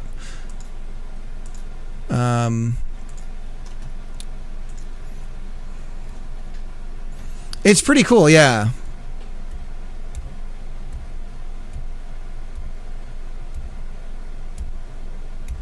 Yeah, so that's what we're working on. Show main project. Conrad's like, show the main project. Show him the curve. So that's the main thing. Well, and then the other main thing is, let me show you the other one. I can't run it right now because so I'm working on a multiplayer. There's also another secret off-stream thing that I'm working on that I cannot mention. So this is like a multiplayer in-browser dungeon thing. So it has a lobby you log into, and then I need to just finish one of these things, right? This has a lobby that you run. You walk into. Let me load a room here. We'll load the main. So you start out in a tavern. I think it's called Tacos the Tavern. Yeah. So this is the tavern that you start out in. Everyone joins the lobby. They join in the tavern, and then you go down here through this door. And so it's like a room-based dungeon crawler. It's going to be have like a loot loop, and everything's tied to your party. So if you change parties, your whole different loot set. But when you come back and you play with the same people again and again, your gear and everything slowly gets better, and you start to have like a Scrooge McDuck vault of gold growing and stuff like that. And the game changes over time as you get better gear and stuff like this. I'm using the K-Kit assets for this along with the other thing. But this is really cool. I can't show you it right now though. I think I have some video of me testing some multiplayer stuff in it though. Which I could possibly show. No, I don't have my video hard drive plugged in. So there's going to be chests. There'll be like drops and things like that as well, but it's mostly like going around and they're like mini puzzles and defeating enemies. So everyone's going to have like a role that they can play with. But yeah, so yeah, there will be combat, there will be enemies, and all that kind of stuff. I can't show any. Wait, you know what? I might have somewhere on my. I might have a clip, because it does require a server that I don't have running right now. Let's see. Probably have a clip. If maybe.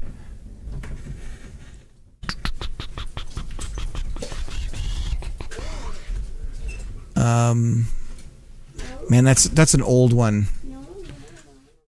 How do we look at guys, how do you go to your like show all? Can we just filter by clips, top all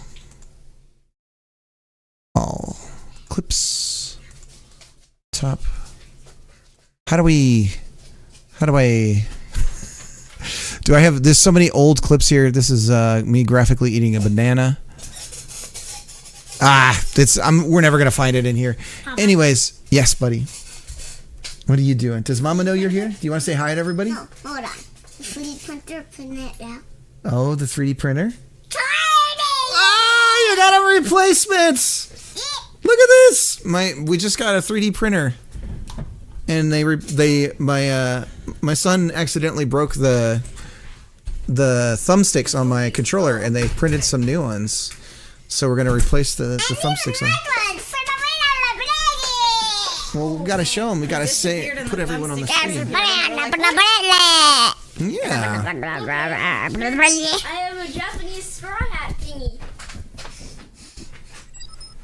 It's very cool. This is hard to balance on my head. All right. Well, we gotta let Papa get back to work. All right, I gotta get back to work. We just wanted to come show you those, but That's super cool. beat us here. How about you help me put them in today, okay? Okay. We'll get the screwdriver out. We'll take apart the controller and put them in. Oh, yeah. Sound good? Yeah. Isn't that so All right. cool? Yeah, I love you, buddy. I love you. All right, let's go. Oh. All right. I put that on my head too. Odie, you have to balance it. You're not good at doing that. I gotta have a clip. Is there a way to sort clips by... Maybe I have it in highlights. I played a bunch of people's games. This is old stuff. There's me talking to... Oh, here. Okay, this is like old. So this is like PvP stuff, but this is not how it looks now. And it's not what the game's going to be like. But I was testing the multiplayer like PvP stuff. So, but we're probably not going to have PvP, but I was using this as like a lag test kind of thing. Anyways, so that's kind of, it's not going to be that open. It's more contained now. It's room driven. It's like the way that I'm kind of imagining it is like a multiplayer kind of Zelda dungeon type thing, like the early NES or Link to the Past Zelda dungeons, if you imagine that. Anyway, so we're gonna close that out. But the main thing right now is the hexagon thing, and then I'm getting distracted with the jam game. It's going good. How are you doing?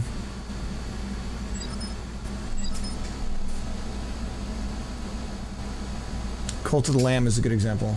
How would you rate the difficulty of Godot compared to Unreal? Well, I've never done Unreal, so I can't really answer the question. I moved from a long time ago from GameMaker to Godot. I do have a background in like web development, and I taught myself to program when I was like 12. Gentlemen, I've always done it as a hobbyist thing. Is Democracy Manifest. I've done it like professionally, but I don't consider myself like I'm not a CS trained programmer or anything like that. When I did get paid to program, it was more boring ass web development stuff and like database design stuff. Well, I was 12. We were poor, and all I could get was my dad's old Apple II. So I taught myself BASIC with the manual that it came with, and going to the library and finding books there in the kids section, of all places, and taught myself to code there. So that would have been like 93, 94. I'm old. It is, yeah, totally different times.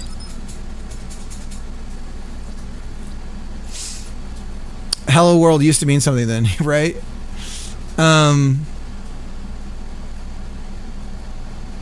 Pretty much similar to what we just saw, family day and working. Oh, gotcha. Same for you. Self-driven, or did your parents encourage you? No parents encouragement. No, my dad, by that time my dad had already, my parents split when I was 3, and my mom had custody of me, and so I only saw my dad every other weekend. I did the math one time, it made me really depressed, because he left the country when I was 11, or 12, so around that time actually. And so I did the math. I'd seen him a year and some change, if I counted up all the court-appointed, like, custody time that I had with him. So from when I was 3 to when he left. And so, and my mom really didn't. She was kind of the bad kind of support, where it was more like, "Oh, you're so amazing," but no direction. Absolutely no direction.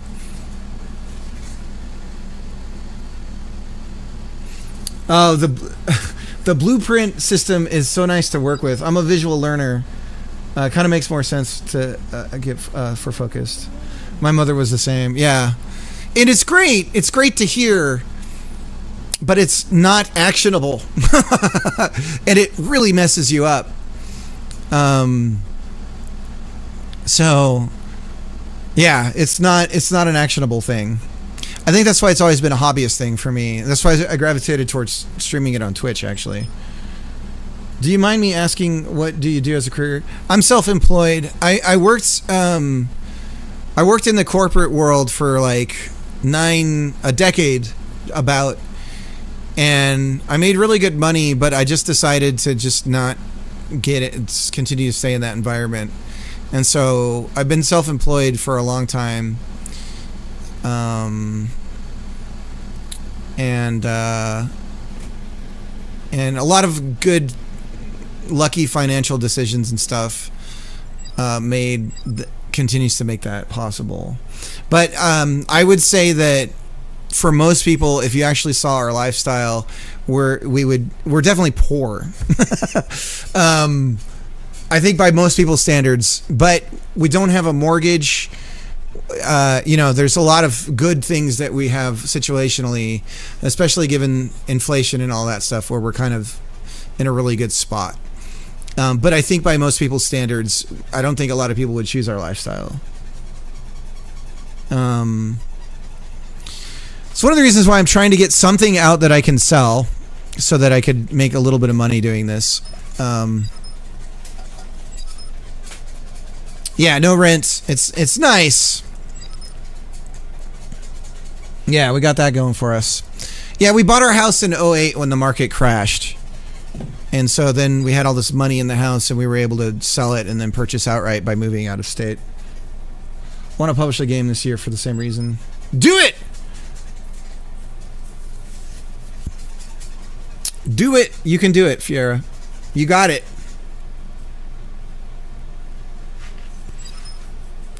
Get locked in.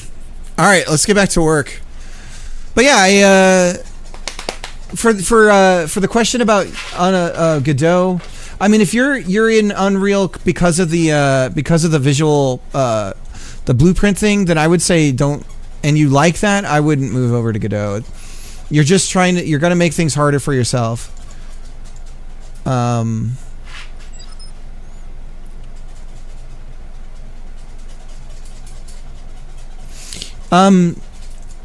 I've had a little bit of experience selling things on Twitch or on itch.io, and I'll say that it takes a long time for it to become findable. There seems to be like a secret handshake or some sort of like, it's not algorithmic as much as it should be, I think. And so I think some people get a little bit of a help getting their stuff, but you can put something for sale on there and people aren't going to find it for months. It's really frustrating.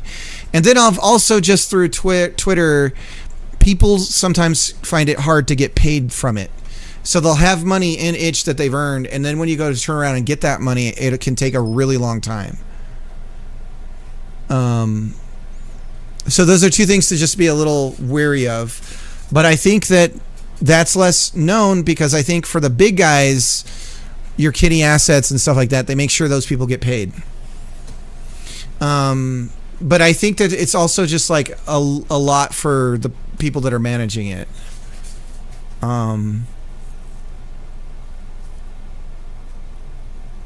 Working for myself is what drives me as well. Yeah. Twitch doesn't make me much money, but I do get a little bit from it. And frankly, there's like 1 or 2 people that really support me on Twitch, and if they didn't, that might change the equation for me. I'll be totally honest. I'm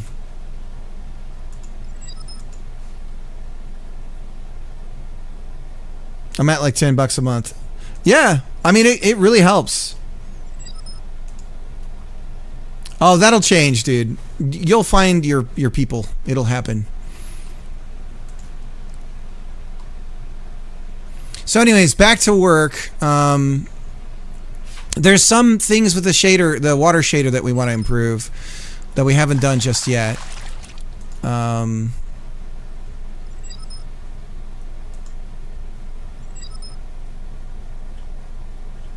did you start streaming?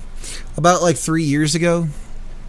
That's why my numbers aren't actually that good. Like my follow numbers and stuff, if you actually consider how long I've been streaming for, it's not that good. I will say, and I'll be really petty and bitter about this, but I've personally been supporting the Godot scene streaming for a long time. And when Godot Official came out and started hosting people, and I was just like completely off their list, I got a little hurt. I was like, oh my god, I've been streaming before there was a Godot category on Twitch. I only rated Godot people. I was like, what the fuck? Conrad and Irad are 2 other streamers. I'm gonna visit me in Berlin next week, and oh, that's nice. If you help people and do it well, tutorials, tips, tricks that are worth something, and all that, it will come back to you. Oh yeah, hopefully, yeah. Yeah, I do raid up. I try to raid up and not down. So I'm trying to, like, I look at my view count and who's streaming, and if their view count is equal to or less than, that's the group of people I'm going to raid. Well, for me, I think about up in terms of like punching down and punching up. So I guess yeah, I guess rating down is more accurate.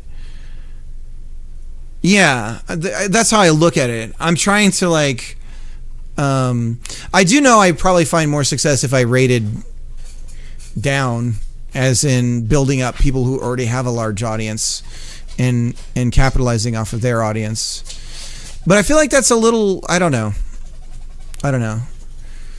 See, like right now I got rated the much larger view count than what I had, right? And it's just, that's the way to do it, I feel like. Rising tides and all that.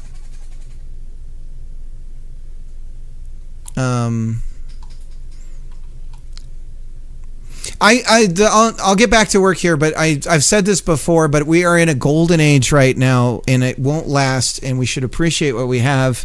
The Godot dev category and the group and the community in this right now, we are in a golden era. It will not last. Something about this chemistry will change, or it'll go away. Something will break on Twitch altogether. They'll change how they do monetization or something along those lines. Something will break, and this is a good time, and we need to accept and like recognize it and be appreciative of it, because it won't last. And I'm not trying to be like a downer, but you know, having gone through the early days of the internet to where we are now, I can tell you that this will not last. It's a good period of time, and it's a really nice little community, and it's gonna get fractured and break, and something will eat it up, and it's not gonna last. So we have to enjoy and appreciate it while we have it.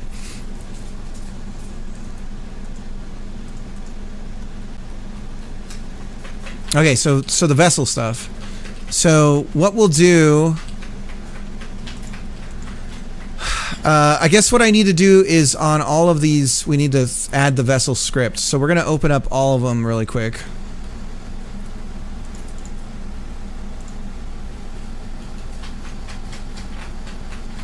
You know, it'd be really nice is if you could just drag a script in over a scene and it would make it the primary.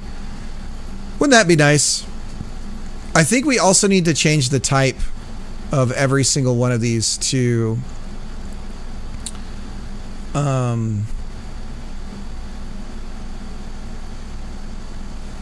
yeah, I should have done this earlier. How do you do that? How do you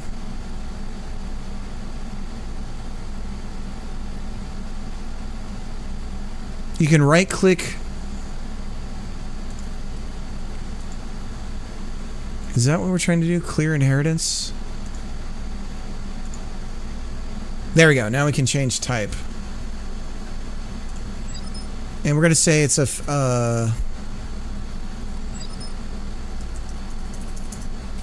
what are we doing with our...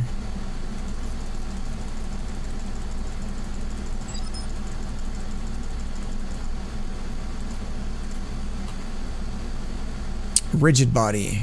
So we're going to make all of these rigid bodies. You know what? You're a rigid body.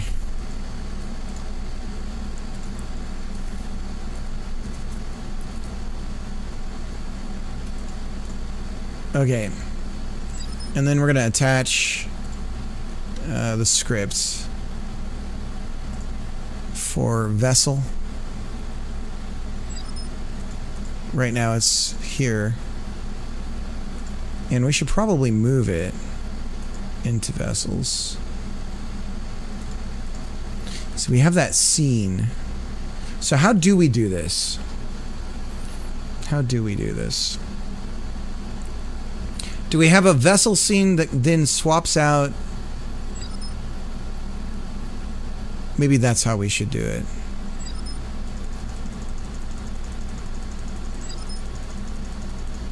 Maybe that's how we should do it.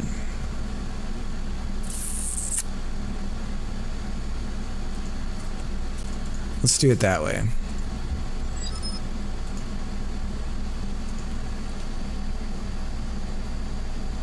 Shorts are amazing for exposure right now. I'll have to check it out. I'll have to do that more often. Maybe I should post some shorts from highlights from the stream. And dev shorts do well in a short form too. Quick tips showing how some mechanics work in games and so forth. Stuff you find interesting. And you definitely don't have to join the hyper short form mode. Yeah.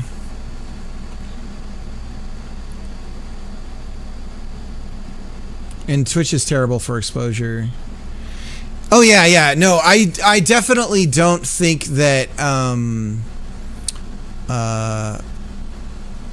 so for instance, I'm definitely of the mind that I like having a big following and that equating to say Steam sales when you're streaming on dev, I think it's like not really a connection. You got to find the audience for the game, not a group of developers that want to support you.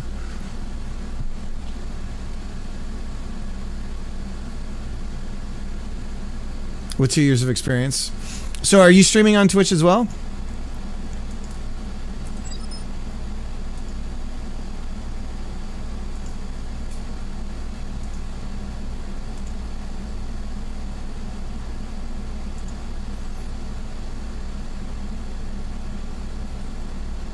Let me give you a follower.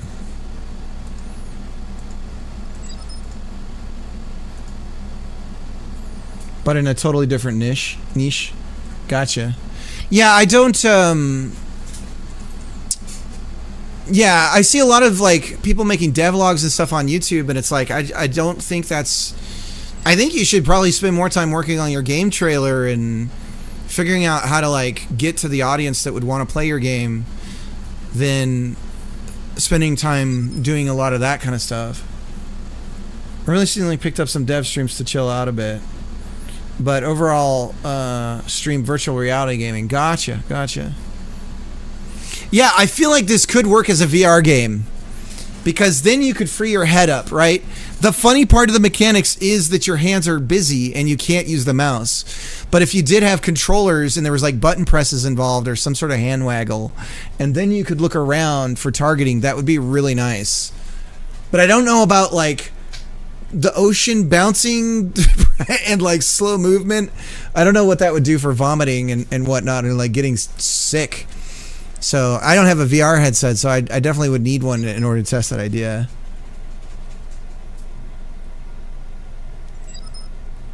Ocean bouncing will mess you up in VR. Yeah, so you would I think you'd have to free, because like I've freed the camera is locked to the body that you're moving, but we're not bouncing with the waves, right? You see the vessel you're in bouncing, but you're not bouncing with it, right? And it's a little too light and bouncy right now, admittedly. There's some changes that I have to make to that. It's totally getting airborne and everything, but we definitely need to mess with that.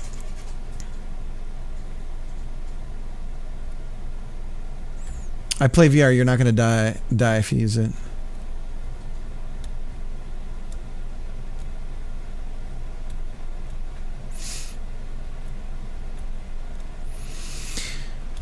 I'm excited for the learning space that VR opens up. Okay, so the rigid body. So how about this? How about this? I think this is the way to do it. We have the rigid body, and then each of the vessels has a defined collision that makes it up, right? So that becomes, because when you have, so then we instantiate in the vessel scene, the vessel, because we have every single vessel scene cached already.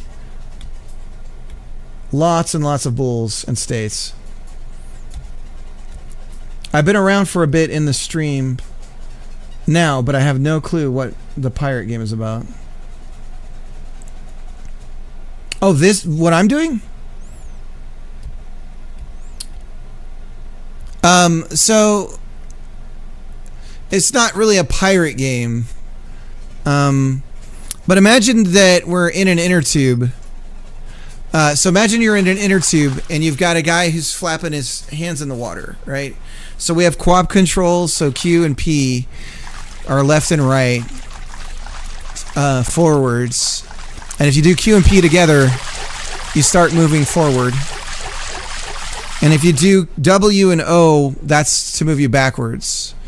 And then if you do like the opposite, where you're paddling backwards and forwards, then you spin around faster. And then you can pick up these, we're gonna have like obstacles and currents pulling us around. And like, so think of it as like lazy river kind of thing. Everything's temporary right now. You pick up beer cans, and then you'll be able to throw beer cans, which the shader's not working right now, but throw the beer cans out at things and stuff like that. And there'll be like enemies on the ships that are firing at you that you can hit. There'll be obstacles that you're trying to avoid, and there's pickups that you're getting. And it's for a jam game, so it's a high score based jam game. So we're just gonna have a score count thing that's going up and down, and you're just trying to earn money as you go. So that's the thing. So this is we're on day 6 of working on it. That would work in VR, actually. I think it'd be fun in VR because you could free your head around, and like that's the fun part about it, is that you're kind of locked in. But if you could move your head around, because you can't reach the keyboard or the mouse, because it like we're reinforcing the controls of the game for on the keyboard a specific way. But yeah, if you could paddle and then like look around, I think that would be really cool. Because I want to try and make it like a Disneyland ride kind of thing. Like Pirates of the Caribbean, but more like a slowly getting faster and that kind of thing. In terms of like the locked in sort of, the game isn't, the current drives you. There's clear cutoff points where you drop down a little bit further on the water. You can't go back. You can only go forward. So there's this fixed in linear design, But then you also have forking paths and stuff like that, the easy path and the hard path, and they continue to fork out in different ways. And you're just trying to get as many points as you can. So, anyways, back to the vessel thing. So if we have the vessel be the rigid body, and then it needs a collision shape, right? So if we have then the ship is the collision shape itself, and then we define that with the mesh, I think this is how we're going to do it. So that's not a, so it's going to be a collision shape, not a rigid body.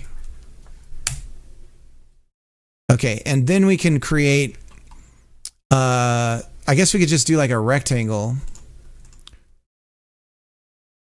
So for the shape, make a box. And you can't really see it, but it's there. And then I guess we just define. And the only other thing about this is it needs to collide. But do we even need, hang on a second, do we even need collision shapes based on how we're doing the water? Because I don't think we need, I think we just need to apply forces, right? Because we're not, we're looking at our water height. That's right. We don't need a collision shape.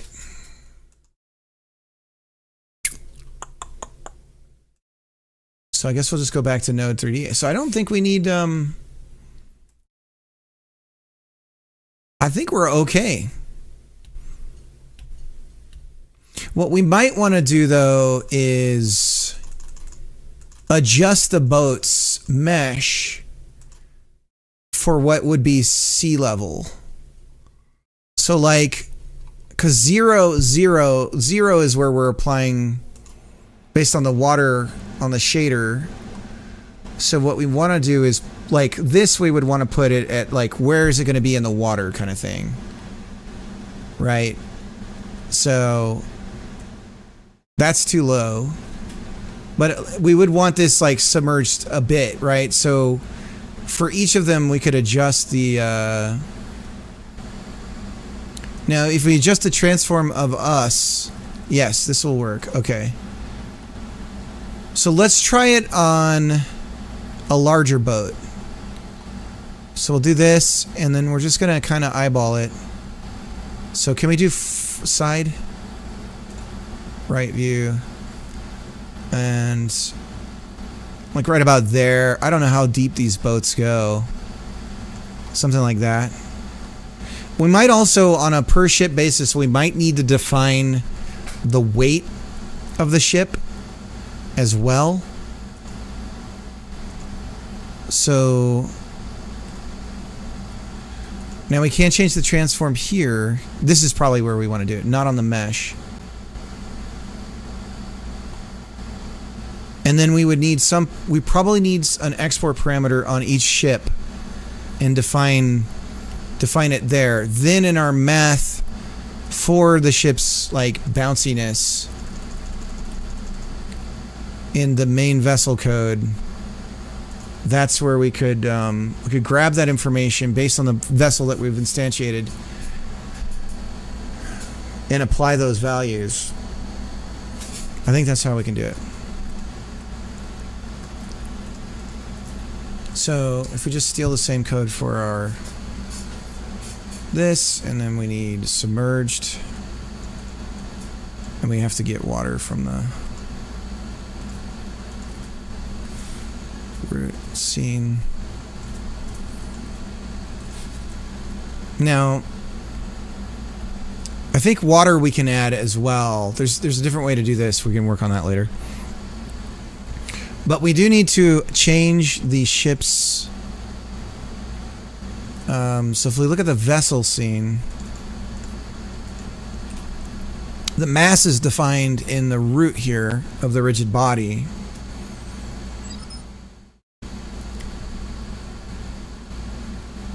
I don't know. Maybe we do. Maybe we do. I'm kind of going back and forth on this a bit. Let's just hang on a second. Hang on a second. Let's go back to the.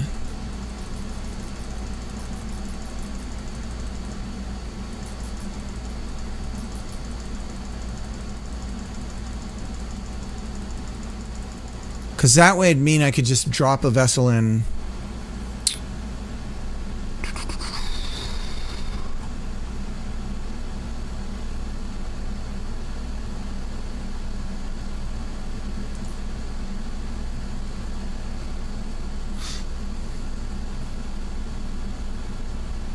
Okay.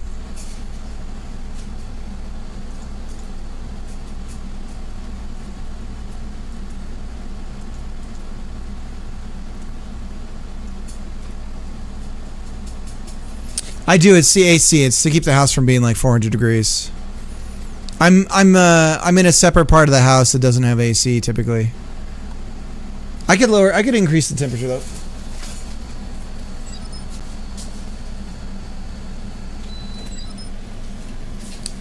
It'll shut off here in a second.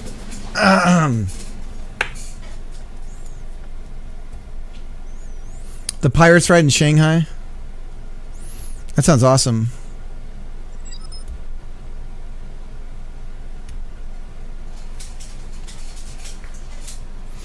Okay. Alright, fine. I've changed my mind again. Rigid body on here. We're going to attach the vessel code to each of the scenes. This will be fine. This will be fine. And then what we're going to do is each ship we can define its weight here. We just want to make sure that it's to transform. We're going to change the mesh. The mesh is going to be our depth. Like that, okay? So then we're going to adjust the mesh for the depth. We're going to attach the vessel script to this. No, and that's the wrong script. Detach. So we've already screwed everything up. Way to go, Cricket. Delete. I don't think we need the vessel scene anymore. We're going to throw this in here. We're going to get rid of this. And now let's get cooking. All right. There we go. Okay. So now we can give mass to each of the boat types. How much does a giant boat weigh, one wonders? Mass distribution. Center of mass mode is auto. The other thing we need to do is we need to make sure that we lock our axes here. We could do this in code actually because we're going to forget to do it on every single thing. So on ready, we'll just go ahead and set this value because otherwise we're just going to forget. So self, what is this? Copy property path. Lock equals true. Oops. And then we do Z. Okay, so that'll just make us sort of bounce. We're not going to be like this because we're trying to do a jam game. Okay. So then for the rest of these, we can bust this out fairly quickly. Well, okay. Let's just try it with... We have this boat fan. And we have all this stuff in it. So let's just throw this in the water and see what happens. So we should be able to go to our main game here and just put one in. So if we throw in boat fan, and we'll make it fall in the water.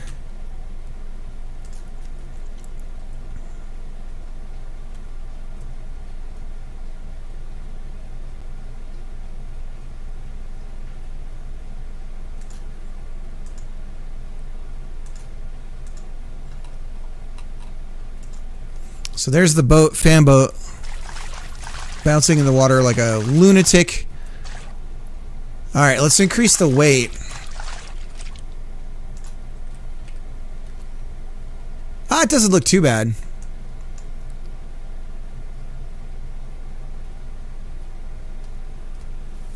That's all right. But if we increase the rate, it's going to sink, right? So the weight, okay, so the weight will apply, okay, so let's reset the mesh. Transform back to 0, 0.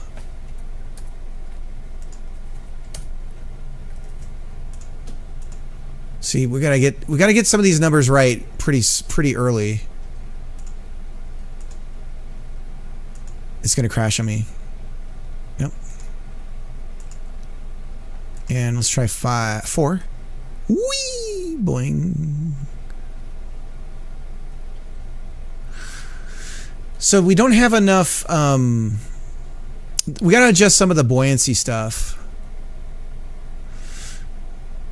We also need to. I need to write something to keep the water from going inside the ship. We don't want that to happen, but we're probably not gonna have time for that. Okay. So then I guess what we need to do is, this is gonna be fun. Here's what we'll do. We're gonna throw every single boat into the game. But first we have to get change the type, so I have to clear inheritance on everything. God, I wish I could do this in mass. I know I can't I know I can, but I just don't have the time to write a script to do it.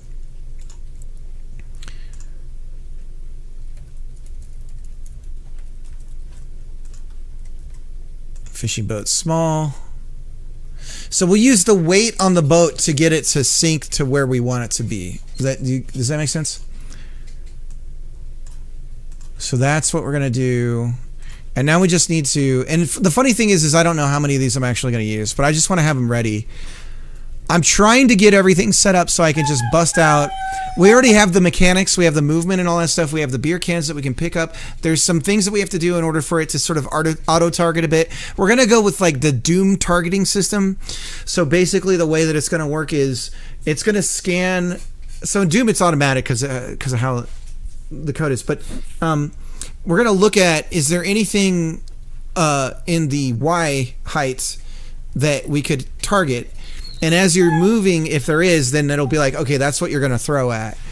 And if not, you can just toss the can and hit other things. But we're going to kind of like use that as like a snap targeting thing, because you can't look around. Please sit down and have fun. Just sit down and have fun, damn it. And how do you say that? I don't know how to say the name. Your name. Thank you for the follow. That's my dog screaming, guys. I'm sorry.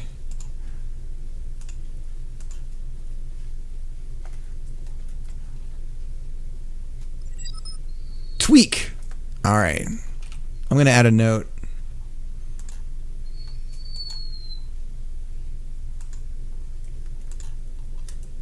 Tweak. And I need to put a little streamer icon next to you. Oops, I'm on the wrong thing. Every streamer gets a star next to him. Because I'm an old man and I forget things. Okay.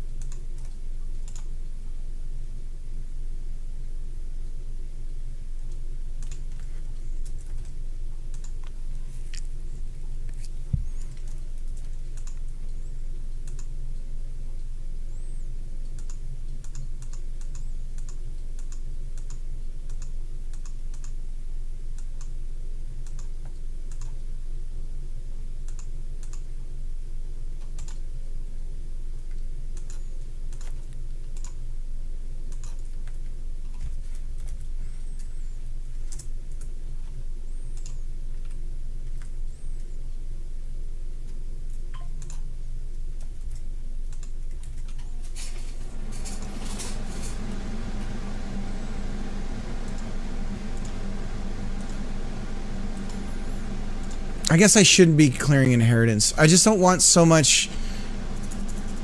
I don't know. I'm paranoid about. If we don't clear the inheritance, then we would have if again, it's just a jam game though, so it doesn't matter.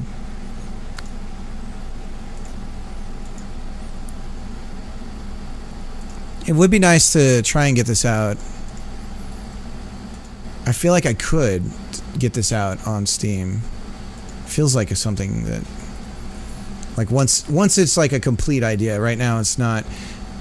Second favorite is another streamer. Let me give a shout out to them. Jeez. Attach script, that's what I got.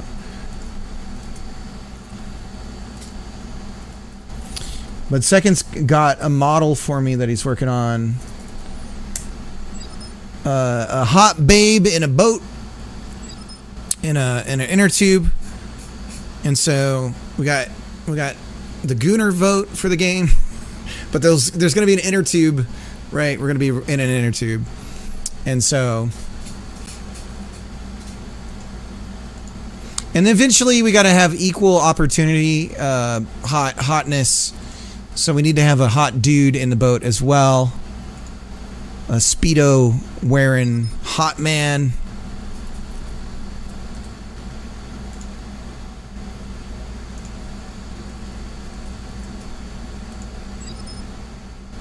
A package for the slider, a slider package? I think so.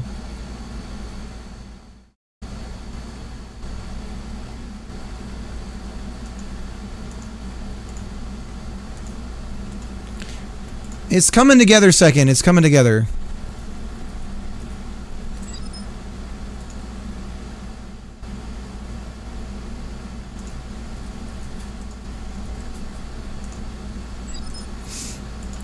So once we have this in place, we're going to set it up so we can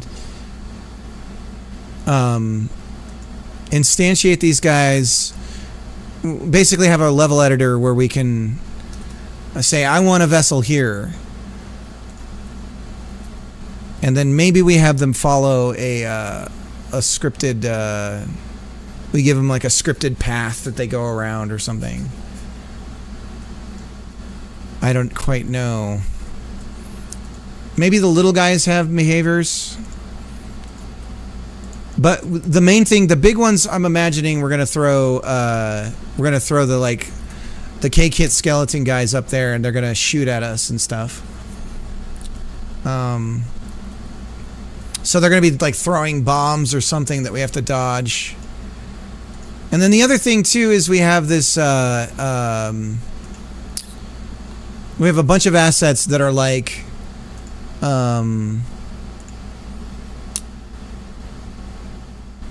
water type things where let me see if I can find anything. So we have like these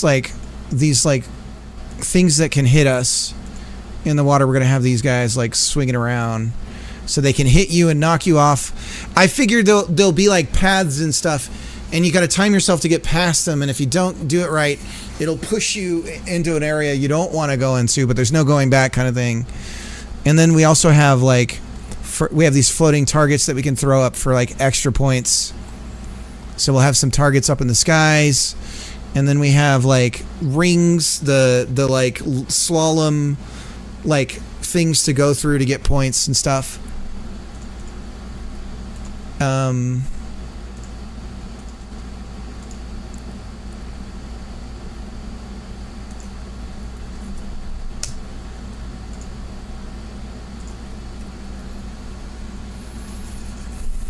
See, this is the kind of thing you have an intern do. This is not... It's like, I'll put some unpaid labor onto this. This is not worth my time. And then the try-hard intern writes a script that does it in like 2 seconds. It's like, I did it, sir.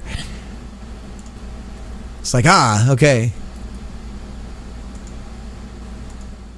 I'll be sure not to hire you. Because you make me fear for my job because you tried harder than I would have. and you did it better than I would have, and that scares me. So I will not hire you.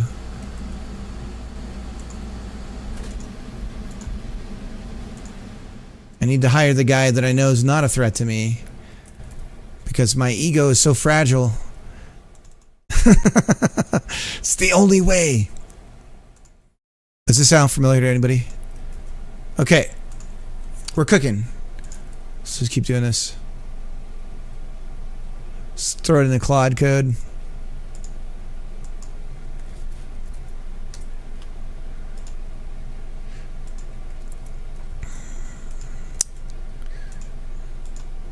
Every time I've tried that stuff, I'm like, yeah, never mind. I do find sometimes with AI, it's like, hey, I need, and I don't know where it's, it's an LLM, right? So I don't know what it's pulling from when it does it. But like, for instance, the last time I used it was a long time ago, but I needed just like, hey, give me the range of RGB values of human skin color. Like, what are the possible, like, I want to make a shader that generates a random color of skin. And like, what are the ranges that I need to know about? But I have no idea if it was accurate or not. And I don't know what it's pulling from. See, that's the kind of thing. What's sad about the LLM stuff is it's trained in all human knowledge. And it can't, like, whatever it's fed, right? It can't tell you where it got it from. So the heartbreaking part about it is it could be this amazing encyclopedic source of like, oh, yeah, this came from this. And it's like, you could think of it as like a dynamic encyclopedia almost. But instead, yeah, it doesn't do that. You ask it for sources and it just hallucinates them. Okay, how far are we until we're done? Oh my God, you guys. All right, well, let's throw what we have. No, let's just get through this guy. I gotta shut up and just work.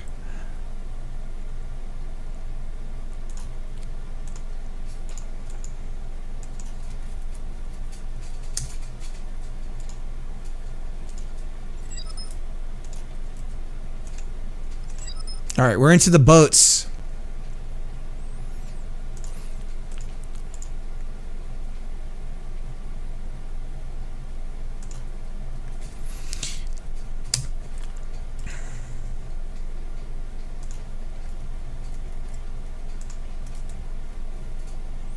Deep focus, lock in.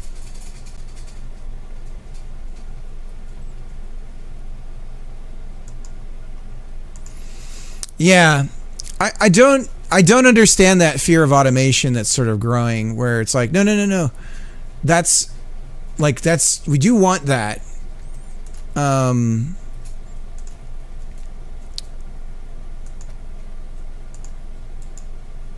Yeah. But it's I do think the companies that don't try to deep I feel like we're in the dot-com crash was an interesting thing, right? I feel like we're going to have an AI crash at some point. I think that there's going to be the businesses that tried to go all in on it and the ones that didn't, and the ones that do are going to. The problem with it is that it's heading towards democratization, right? And so there's nothing to monetize, because eventually everyone's going to be able to have that model for free in some way. And so they're trying to lock it in, right? But it's just not going to happen that way. So I feel like that's probably the eventual outcome of it all, but I don't know.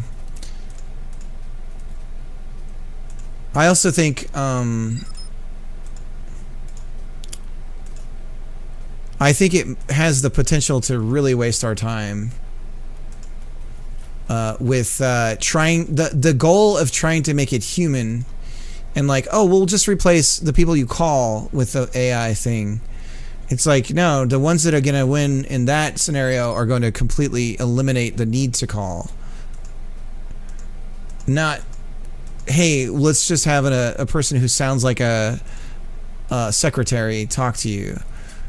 It's like, no, let's make it so you don't even need that.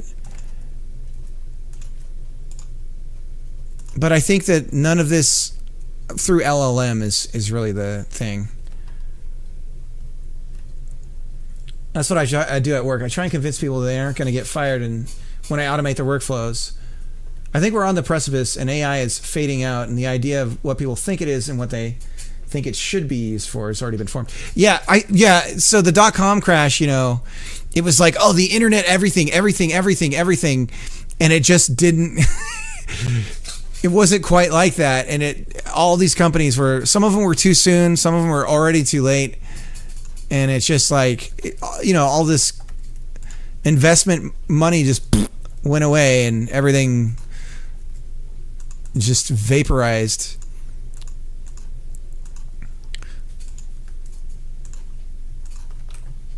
But man, you know what I would love to talk about is what the hell is Microsoft doing with Xbox? Bro, what are you doing, bro? Like, why do you guys keep creating or purchasing companies and then nuking whatever they're working on? Like, release a game, goddammit.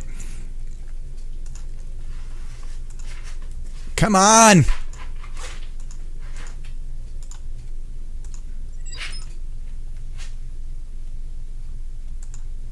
I'm just going to call it machine learning and trick people I wouldn't want to talk to about it. So when I did automation stuff at my jobs, I did a lot of that.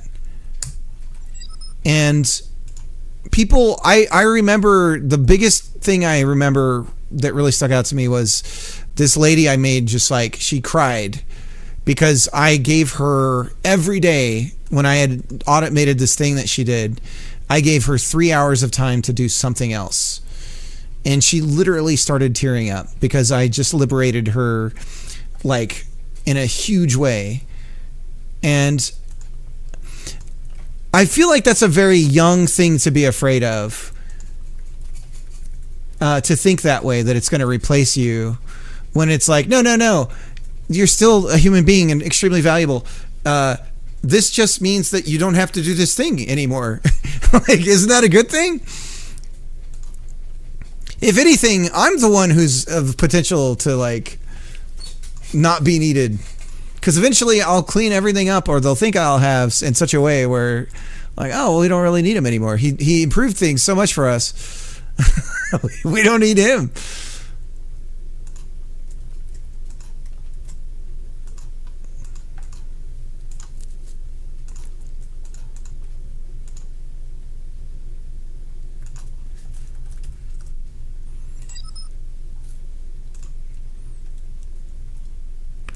The marketers I build things for are actually worried they do so little already. And not having their work chain automated means that they can get away with being lazy. That's so funny. Yeah, no, this was a bank, you know, and it was like administration, the admin side of things. And so this was like, oh my God, like I don't have to feel all this pressure anymore.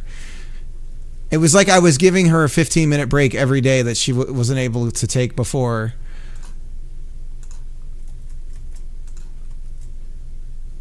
But, you know, I say stuff like that, and I could just be pirate softwaring you guys and just blowing smoke up your ass. So you don't have to believe me. Oh, yeah. Man, cricket's firing shots. But,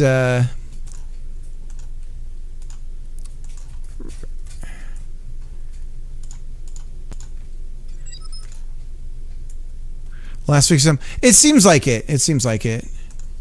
I don't know. I keep getting asked about all that, and I don't know enough about it to really even be able to have an opinion on it.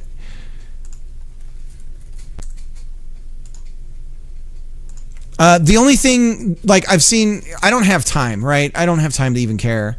But I saw one video that broke down work history, and I was like, oh, I know exactly who this guy is. I've worked with somebody like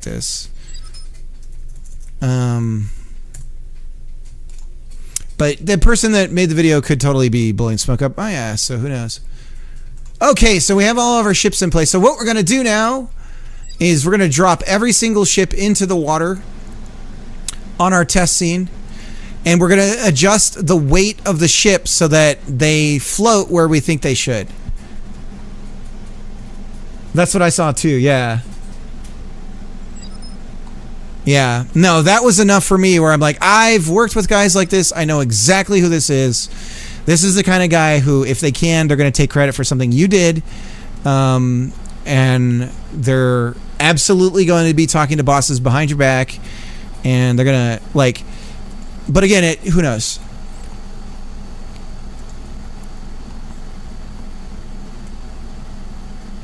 Okay, so we have all of our boats. And we're going to put them all in the water here.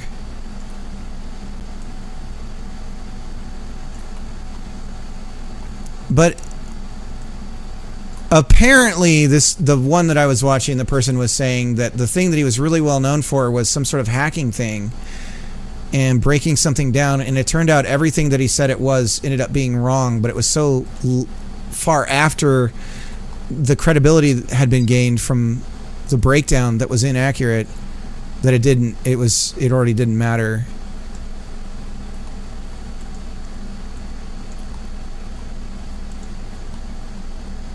But I don't know. Let he who is without sin cast the first stone.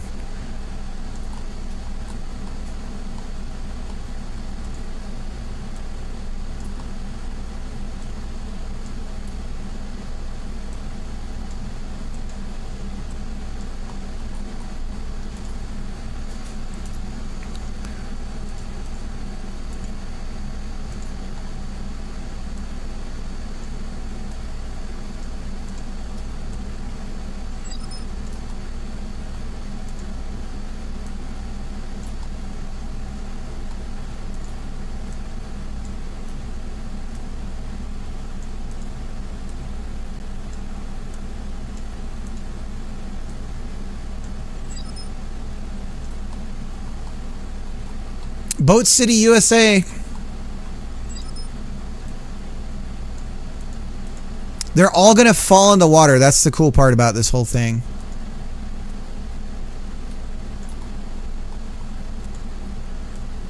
This looks like something you'd see from like satellite photos of China, where it's like, oh, in 2 days, China got a giant fleet of ships built. And it's like, oh shit. Wow, they know how to make things.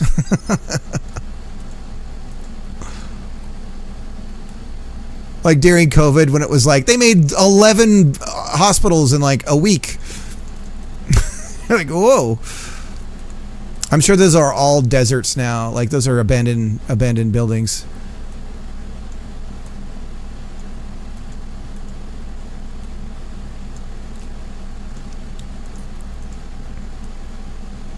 They're building hospitals. We're shutting them down.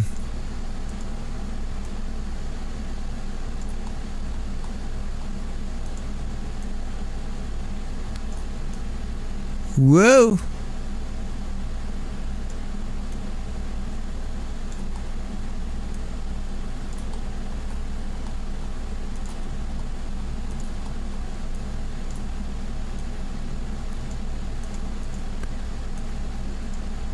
See, again, I could automate this. I could script this, but I need to get this going fast. So I'm just gonna. And this scene, I guess we'll just call it the test scene. So this is turning into, if you've ever found the hidden levels in like what is it, like Crash Bandicoot or something, and you're like, what the hell is this? This is why is there this cube here? You know, you're like, wait, why is there just a cube here? What is the point of this? This is why. This is how this shit happens. This would be like F test 32 or something. What does F mean? It's like float test, or like BF test.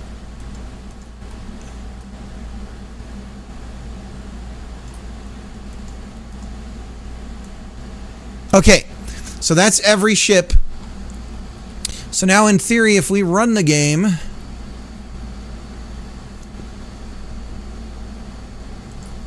every boat falls in the water, and now they're all real bouncy because their weights aren't right. And now we can free up the camera and start to look around and adjust the, look at all these little guys bouncing around. Look at them, so cute. Look at these cutie pies. All right, so we'll start adjusting weights. Can I just select an object? I can! Oh, damn! This is nice. Now, if I adjust... That's the mesh, though. I don't want the mesh. I want the actual... Here we go. So if I adjust it here, will this save permanently? Or is it only on this instance? So that's not enough. 10 isn't enough.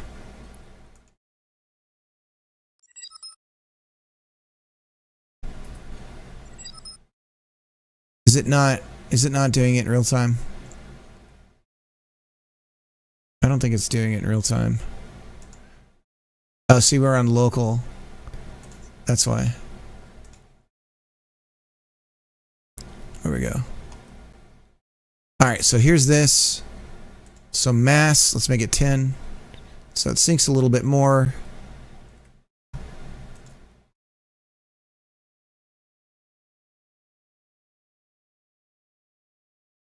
What do you guys think? Does that seem right?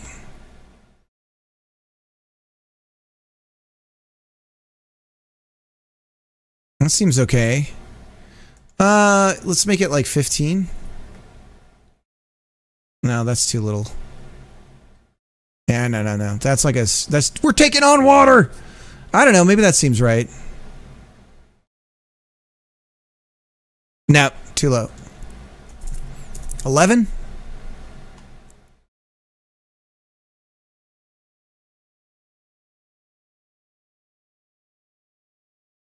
$11 seems okay. We'll go 10. Okay. So the problem is this isn't... So this is pirate ship small. Let's do this in order. Pirate ship large. Can we focus on it? It's over here. How do I get to it? I guess I'll just click on it. Pirate ship large. So we want to open all these up again. I just closed them all. Like a dumbass.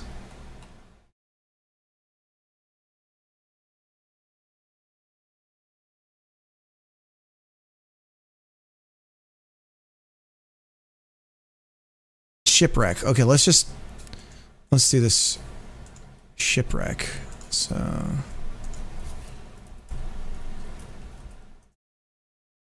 shipwreck. Do we not have shipwreck in here?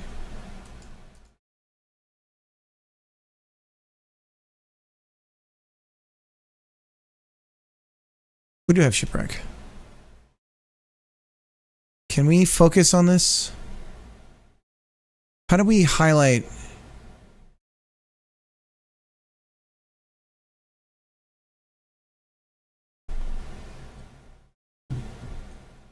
How do I snap the...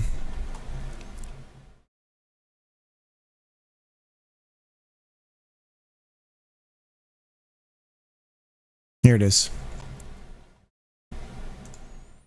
So same thing, probably thinking 10, right? Even the shipwreck is never going to float. But we might as well have it. So shipwreck, we're looking at 10.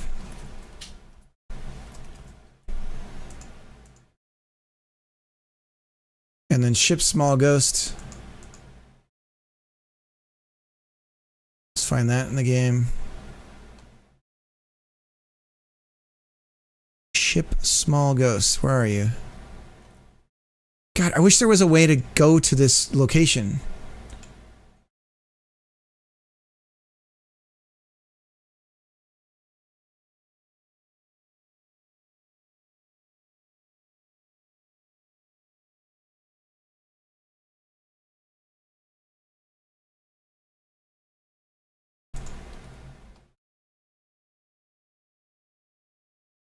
There it is. So this one's probably something like 5? A little bit more. 10's too much, right?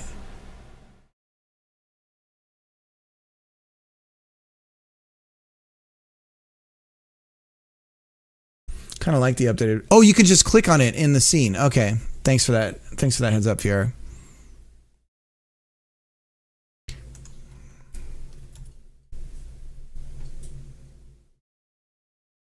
Yeah, 10 seems fine.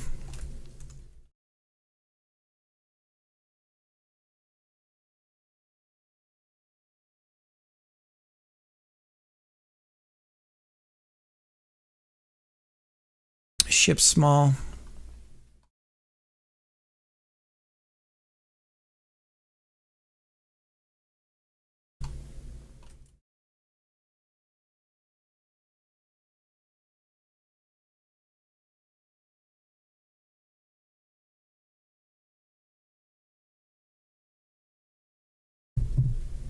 This is pirate ship medium, okay.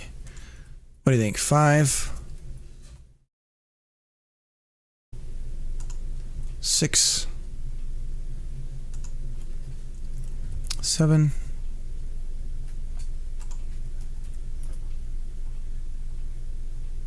I guess 10 again.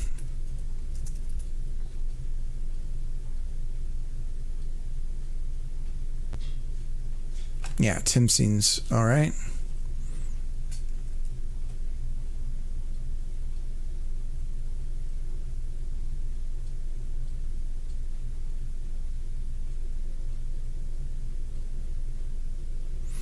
When a boat turns, does it lean out? Or does that have to do with the wind pushing it? You guys know? Because I'm thinking we could do a path follow and I can do the, we can bend it, right? The angle. So as it's turning, we can animate the listing in the path follow. Pirate ship medium. Ship pirate medium 10.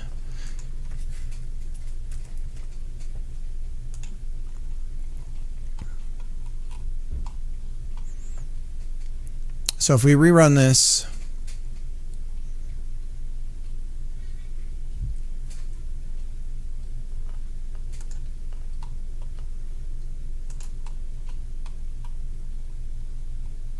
they're all bouncing like crazy. That's so funny.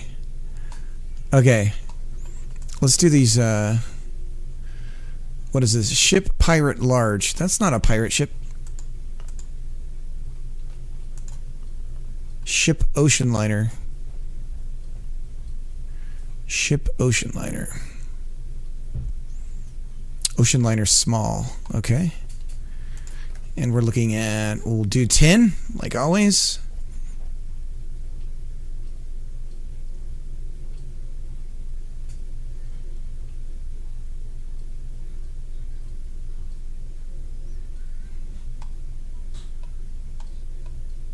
Seems a little too bouncy.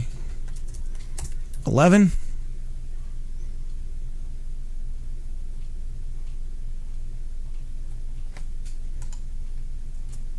12.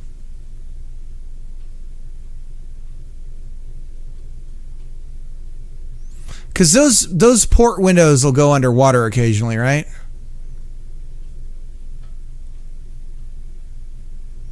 $12 seems pretty good.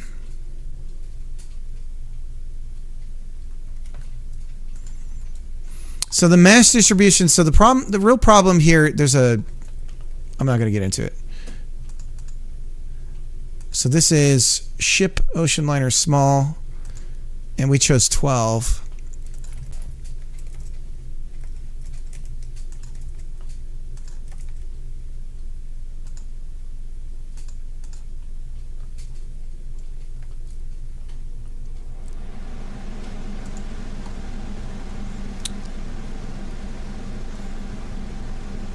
Ship ocean liner. So we had 12. Let's see how it handles that.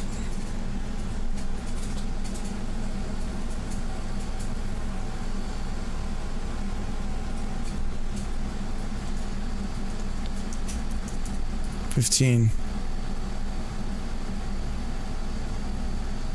Yeah, that seems good.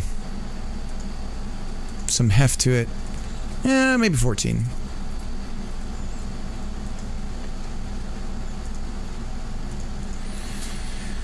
Ship Ocean Liner. Ship Ocean Liner. Local.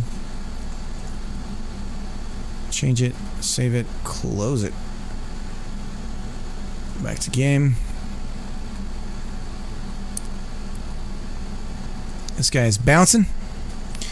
This is a ship cargo. Ah. Ship cargo. Ah. Ship cargo. Ah. Try 2. Let's try 3. Let's try 4.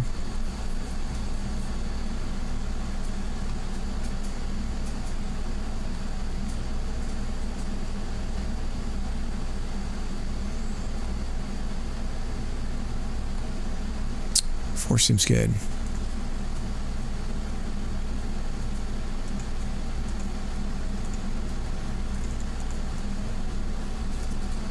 Ah.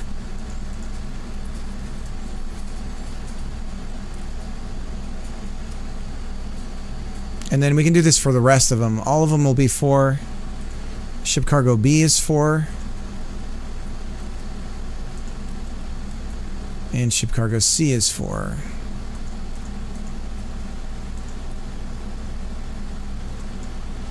Oh, that's cool.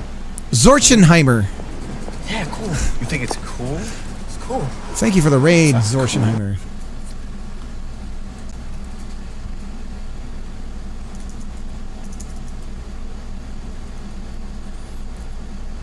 What brings you in these necks of the woods? Or is it Zorchenheimer? Thank you for the raid.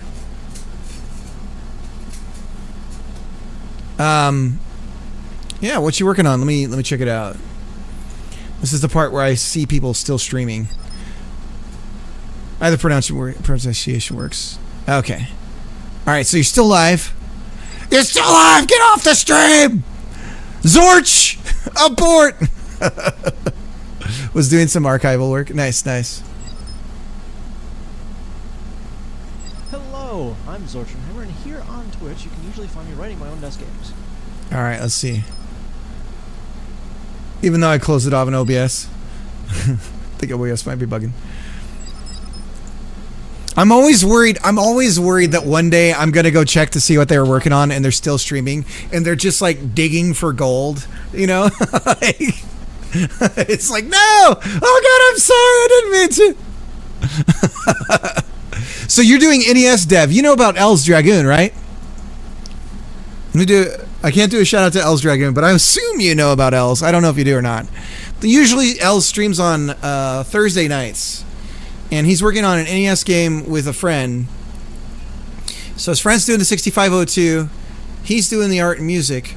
And the game uses the Zapper, the NES controller, and Rob the Robot. It's an Ikaruga style shoot 'em up. Let me do a shout out here in a second. It's insane. I haven't heard about this. Well, we got to get you connected. Say lost connections here. That's what we're doing. The Twitch. I'm the Twitch dating scene person. But they don't have VODs generally. Let me see. Is this? Yeah, here. Yeah, here they are working on it right here.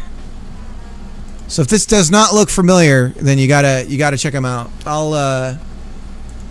Here I am. You come in and I'm plugging somebody else. It's not even me. This is old cricket. I'm back, baby.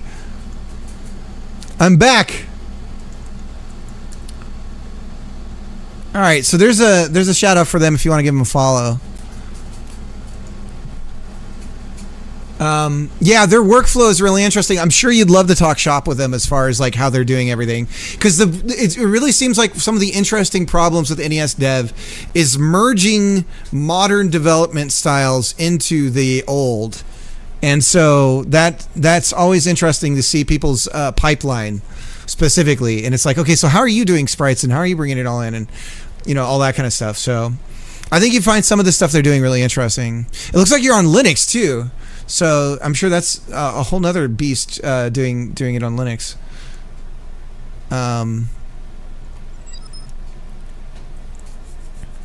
But Els is so crazy. He wants to do it on old school. He's got a 386 or something that he wants to do an ESDev on. Linux #1 F Windows. Yeah. I've got a Mint box. I'm trying to get it so I can stream from Linux. But anyways, that's super cool. Well, I appreciate you coming in and rating me. I'm working on a jam game right now in Godot. It's based off of an arcade game called Tubin. So there's an old arcade game called Tubin. It had 5 buttons technically. 4 of them were related to flapping your hands in the inner tube to change the rotation of the inner tube. And then you picked up beer cans and you threw them at people. So that's pretty much what we've got going in this thing. If I can show you. Gotta support the Arch, guys. I'm on Arch BT Dub. That's the old so anyway, so this bouncing thing you see at the bottom of the screen is my... Don't worry about the ships bouncing. We're getting all their weights set up right so they float in the water proper. But anyways, we have... Imagine there's a hot babe in the inner tube right now flapping her arms around to control the inner tube. The Flying Dutchman is fine. So anyways, you flap the water around using QWOP controls. And you imagine a design stage with things on the side, obstacles to avoid, a current that's pulling you along, and you're picking up beer cans. We do have the beer can picking up stuff going here.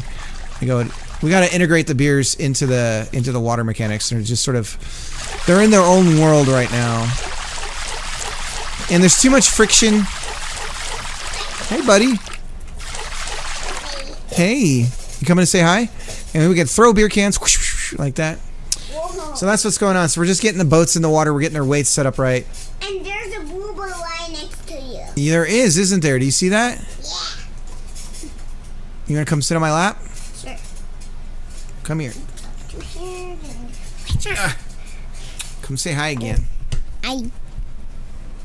What you doing today so far? Should I stop streaming? You want to hang out with me? Sure, but are there no leftover parkours? Those are sparklies. I think we're all out, yeah. Ugh. Yeah. He wants more fireworks for all out. Our sparklers. Mm-hmm. I think we have a spare one. We'll try and track it down, okay? Okay. We can still do fireworks for a little bit. Okay. We're allowed. And even we had an elephant. We have an elephant. Yeah, we had an elephant firecracker thing. Cool. It was cool, huh? Yeah. It went on for like 5 minutes. It just kept going. Almost set the roof on fire. It was so big. I wasn't expecting it to be that big. Okay, buddy. All right. All right. Okay. I got to put you down. I'll get off here in just a second, okay? Okay? I just got to finish putting in these weights for the ships and everything. Okay. I used to be a blondie when I was a little boy. It all went away for me. I remember, because my son has blue eyes, and I was like, where is he getting these blue eyes from? And I was like, Mom, did anyone in our family have blue eyes? And she's like, not that I can think of.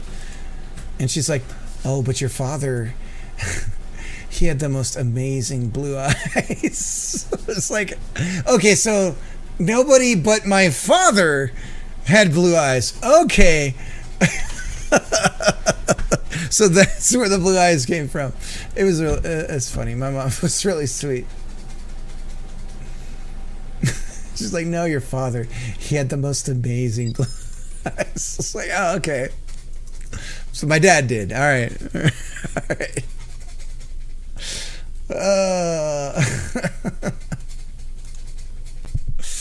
All right, so 10 I think is going to be good for that one.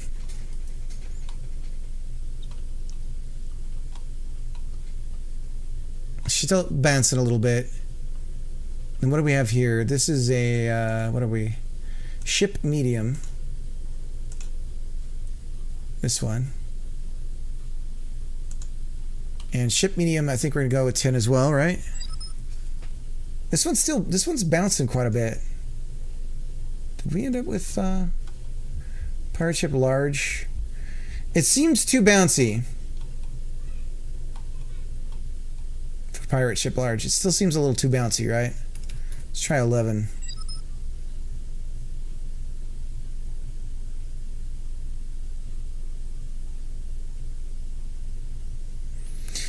See, my fear is that I'm going to have to adjust this again at some point, but we're just going to kind of lock in our values. Go 12. Yeah, 12 seems okay. I don't know how far back the boat is supposed to...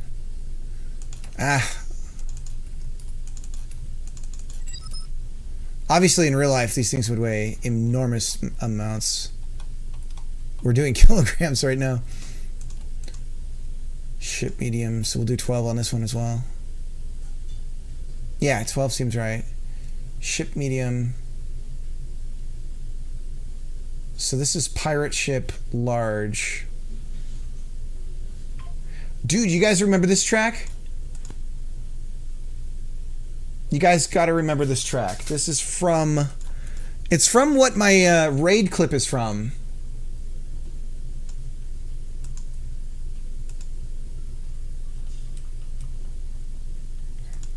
This is that plays at the end of the movie that my raid clip is from. Can anyone piece it together?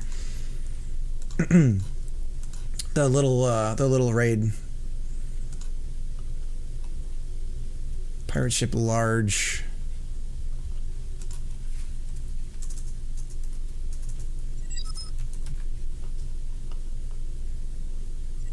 So much more effort to mimic correctly. They're always faking it. Yeah. Oh yeah, I'm totally faking it. Oh, it's pretty quiet.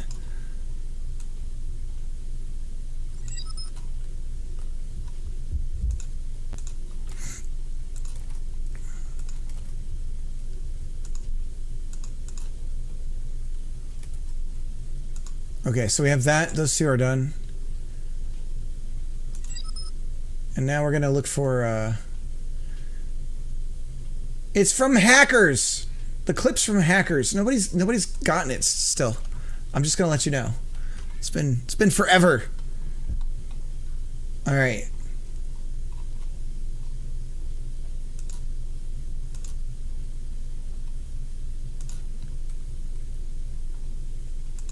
All right. So so that's ship medium. So then there's a ship large floating around somewhere. Where the hell's that? Oh, this one. Okay, so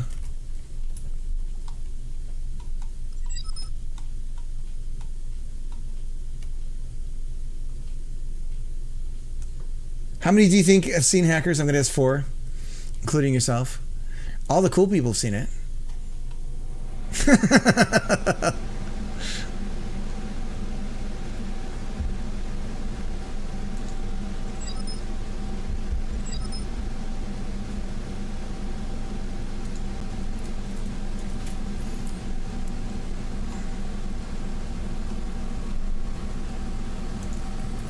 All right, we'll keep it the same on ship large. 12. Okay, then we have ship ghost. Ship ghost. Where are we? Ship ghost. So we have our ghost ship, the Flying Dutchman. Now, should ship ghost see, I feel like it needs to be transparent, first of all. Like, it needs to be opaque. But it's that bad kind of opaque where we don't want to see the other side of it, right? So it's really costly to, because you have to cull a bunch. Like, right. Maybe it should float in the air, though. You know, what'd be cool is if it floated in the air, like it was like it was still with the bouncing thing, but it was like in a different dimension, a bit higher than the others. Yeah, exactly. Like it should bounce like this, but it's like, it's almost like the mesh should be higher. So like if we put it on, that's too high. Whoops. Like if it was like something like this, and then we made the material for it custom,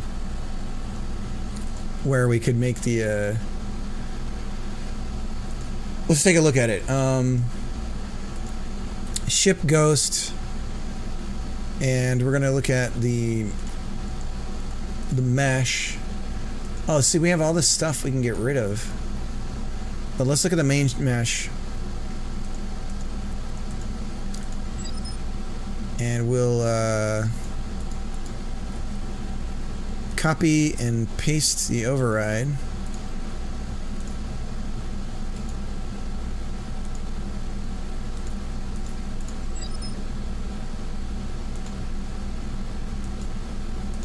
Where's the damn...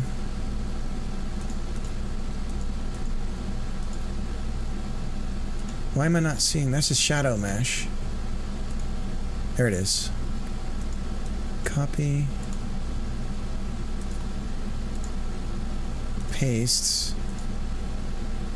Transparency. See, I think we have to do a depth pass. Is that what it's called?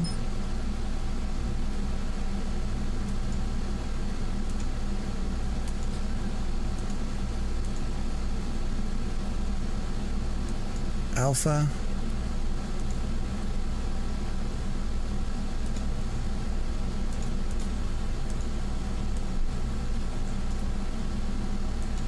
Call mode.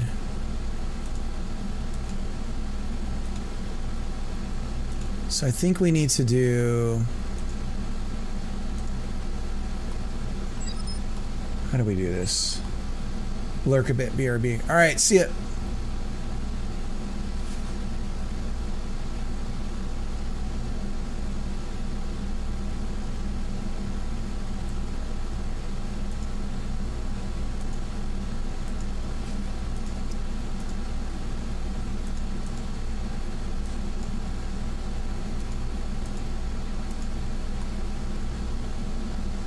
It's kind of right from below, but then those are the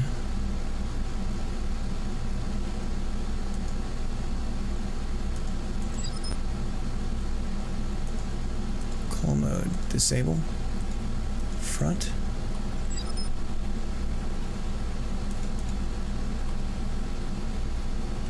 Other one, I think, back or disabled.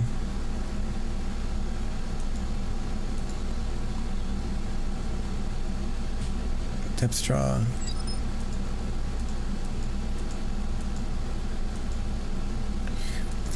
I feel like there's also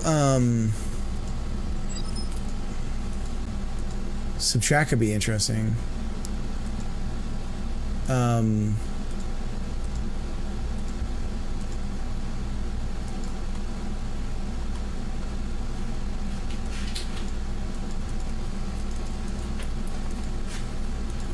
Depth pre-pass.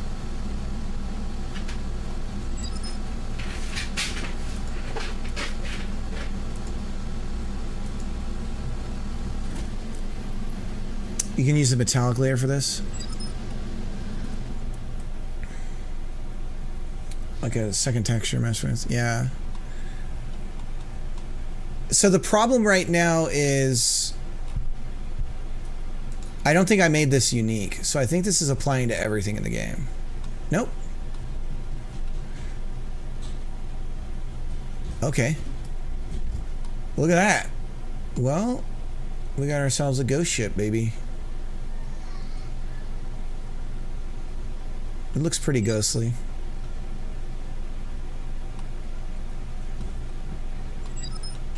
Now what we want is, if we add an emission to this, I think that would bring it over the top, where that way we can put some bloom on it and it can have like a, you know, But I think we're good. Yeah, I'm with you. So we're just going to copy this and put it on our other ghost ship. Ship Ghost Small. What is this one? Ship Small Ghost. Of course. Ship Small Ghost. Did we close Ship Small Ghost? Yeah, it's already in the Ship Small. Ship Small Ghost. And we go here, here, and paste. And if we go into the game, that's weird. Oh, it's instantiated, so. Yeah, I think that would be kind of cool, but I don't know that it, I mean, we'll see if we're even integrating a lot of these into the, okay, the ship small, so that, I think the other thing we need to do is we actually need to, because right now we offset the mesh, but really we want to put it inside of another node.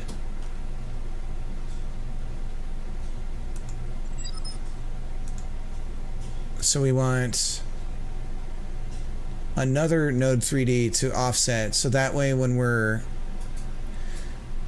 putting the bad guys on these things to do things with, they're all properly offset. Transformer. What did we do? It was like 4 or something, maybe? Might have been 4. Maybe 2? Let's try 2. Node 3D. Hey you, I'm almost done, little man.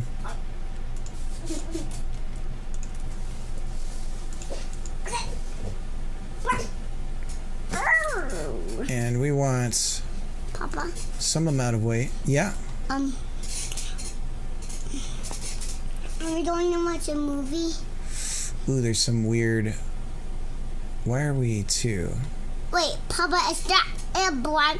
Is that blue boat going? Wait, Papa, is that a blue boat? It's supposed to be a ghost boat. Ghost. Aha! Ooh. A ghost boat. And they're both on top of each other right now for some reason. I moved them. Apparently. Oh no, I didn't. How did they get to be on top of each other? I must have. Oh, you know what? I probably. So then this one needs probably the same as this one. And this one is, whoops, pirate ship large, and we set it at 12. And so we need to go back to ship ghost 12. Ship ghost 12, that's right. Mom, so you find me in here? She's gonna find you in here, is that bad? Yeah. Oh, that means you're not listening to her. Cool. Steven. Because I'm in here. And Mama will find me. I wanted to be in there. With Tom and Pooh. Tom and I walked in the hall. Interesting bopping motion you got there. That's because they all dropped from the sky into the water, so they're a little bouncy. Look at this little guy. Bruh. This is like you watch a World War II. Oh, we were, we crashed in the Pacific and we were in a boat for like eight weeks. We lost Thomas. Week 6, sharks got him. Sacrificed himself so we could survive.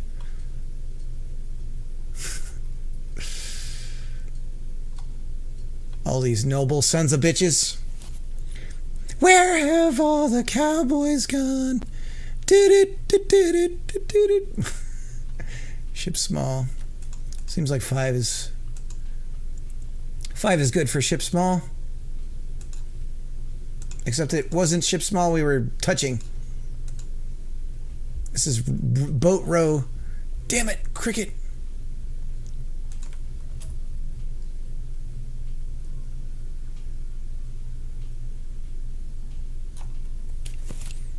Boat row large. Okay. Apparently this is the large rowboat, you guys. If you can believe that. Boat row large. The low-hanging fruit here is the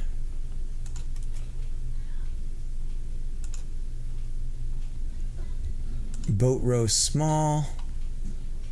We got a lot of repeats, right? So we have like, let's see, boat speed A. So there's like 1 million speedboats. So if we get those right,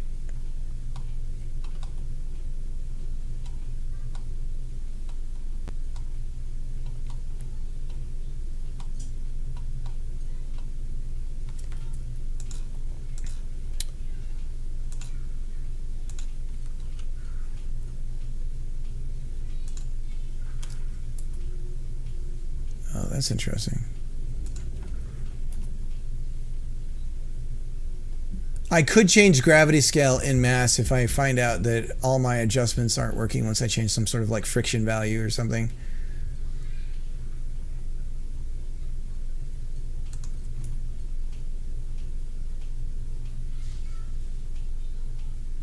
Four is too much. 3's good. Okay, so for our boat speeds, or was I changing boat speed? 3, yeah. 4's too much. Okay, so 3. Boat speed A, 3. Boat speed B is 3. And C is 3.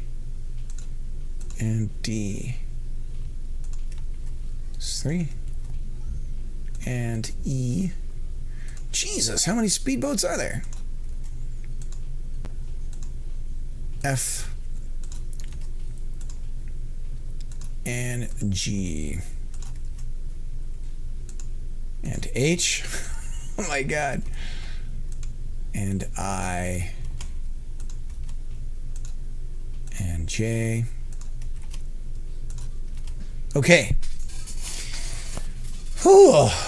So we're getting there. We're just about there. We're almost done with, oh my God, no, we're not. All right, let's do boathouse next, huh? Boathouse. Boathouse A. Here we go.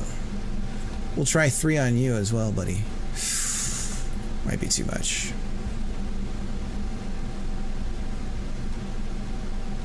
It's the implication. You see. It's the implication. Alright, we'll do 3.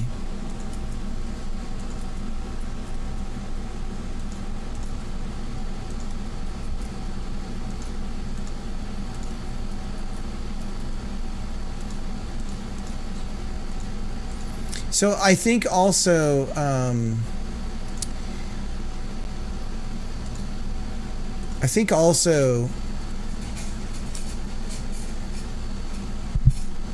then we have boat sail and boat tow. So we're just gonna do everything that has like an A. We're although we're almost there. Yeah, I think we're, oh yeah, we got this in the bag. Boat tug. Let's find boat tug.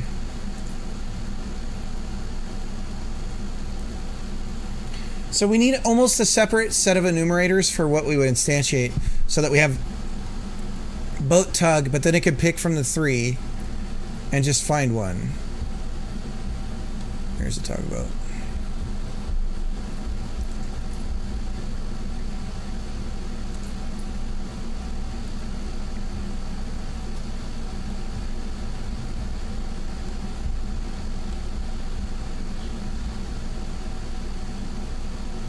Five is good. Boat tug.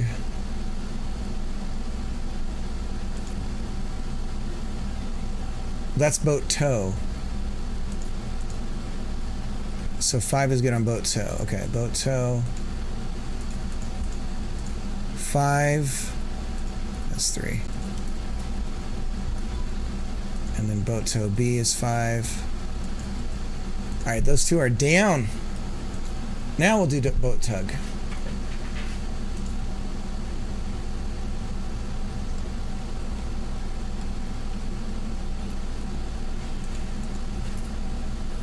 Try 3 on the tugboat.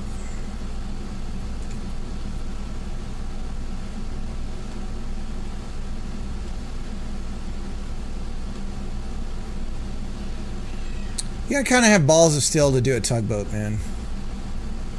You're in a shipping yard and you're just like, please don't die today.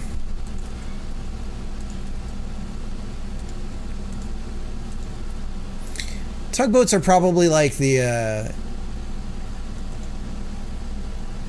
you know, they're like the equivalent of a single engine plane. Like they get smashed and crashed all the time, but it's such a common occurrence that you just don't, it's not like, oh, you know, another plane crash today. It's not covered on the news.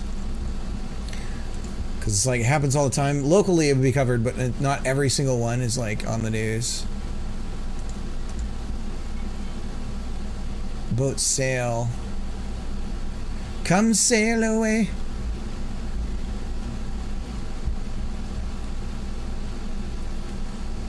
Why is that little guy bouncing so much? 3 seems good. Boat sail is going to be 3.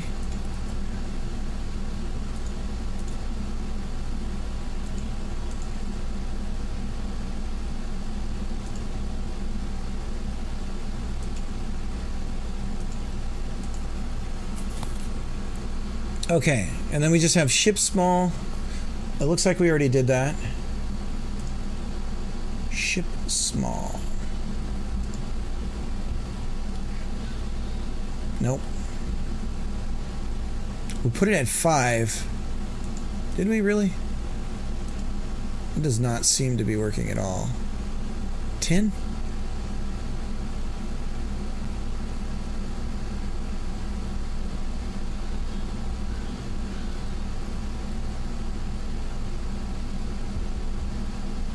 Sometimes when you adjust the numbers, it does this thing where it like flips out. Like it was in the middle of calculating something.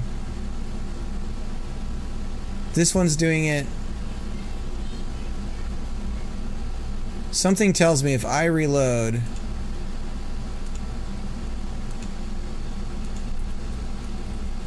put it at 5. Let's just see.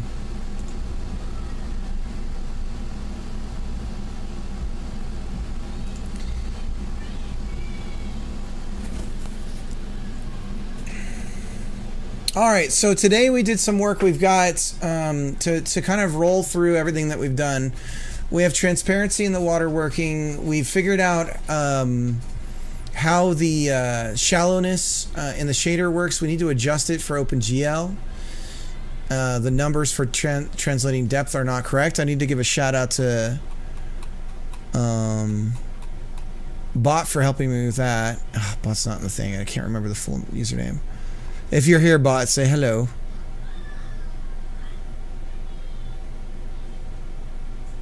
Oh my god. I know I came in hot sending like 20 messages in 5 minutes. I'm aware I gotta focus on work too. Be lurking. Alright, Medusa. Sorry for not recognizing that. Now 5 does seem too little on this ship though. Ship small might need some more mass. Let's make it 7, see what happens.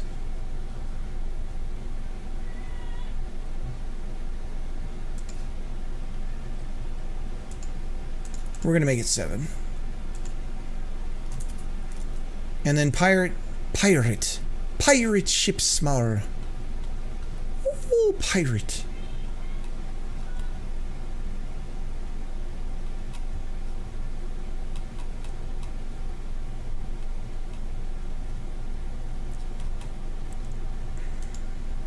Ship pirate small.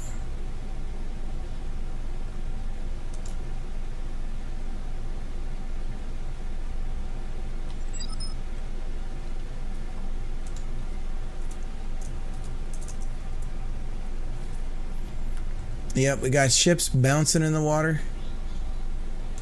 Ship pirate small, we're gonna make 7.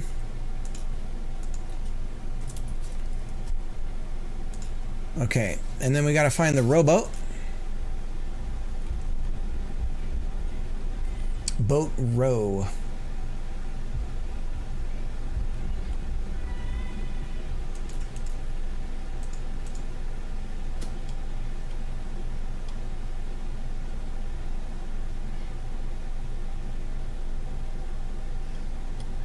There she is, all on her own.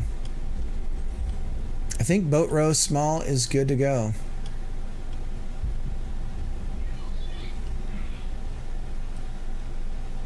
Okay. And then ship small.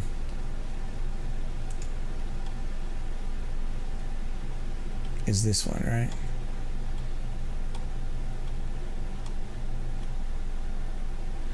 Still seems wrong.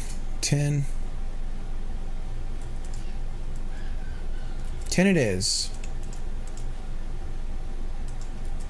Alright. Ship small is now updated to 10. Boat fishing small. We haven't done this one. And then we have boat fan, and that's it. And then we've done them.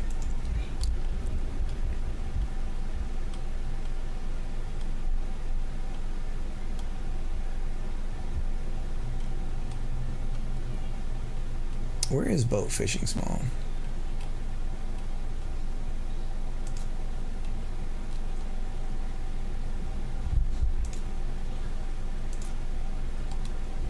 Okay, it's blue.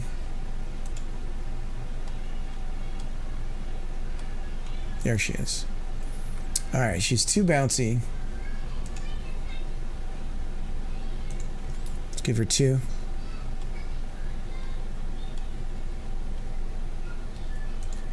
Three.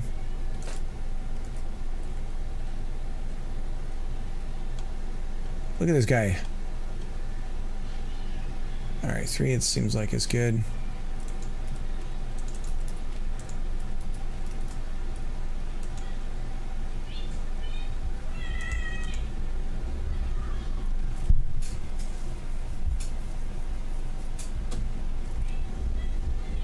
Boat fan.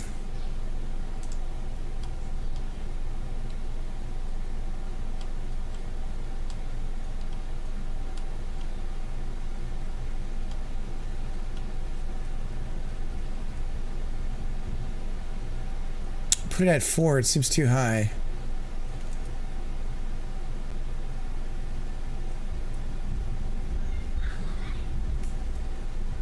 Two seems good.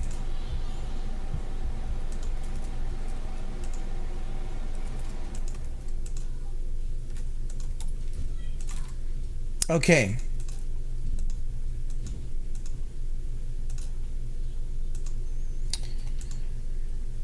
You know, something else I realized too about this is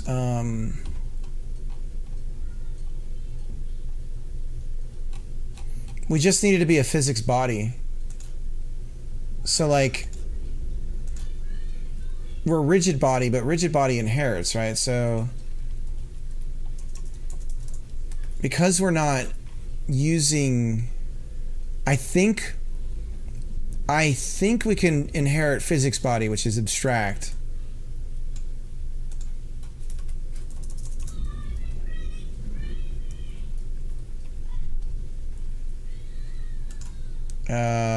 No, apply central force comes from rigid body. Okay, so never mind.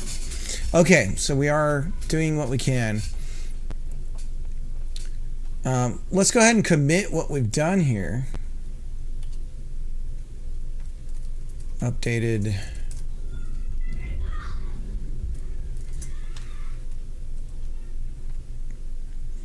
We're gonna look for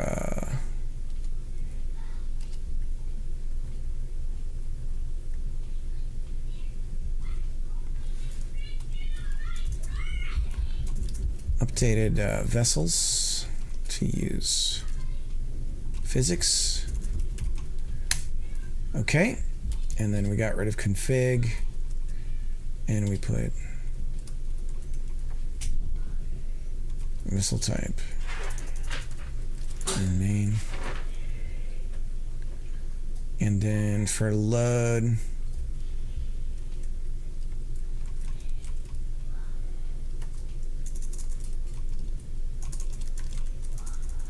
I don't care.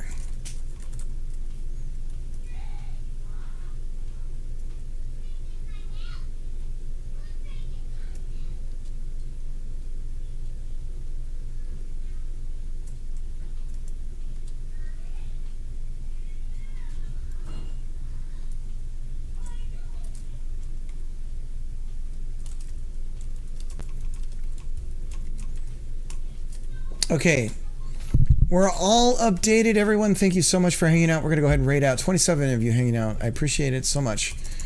Thank you for all the new follows. Thank you for the raids today. I really appreciate that. Zorchenheimer, Eris Esra. I think maybe we got raided. No, Dianar was the last one 3 days ago. All right. Let's go ahead and find somebody to raid. Let's go down the list here.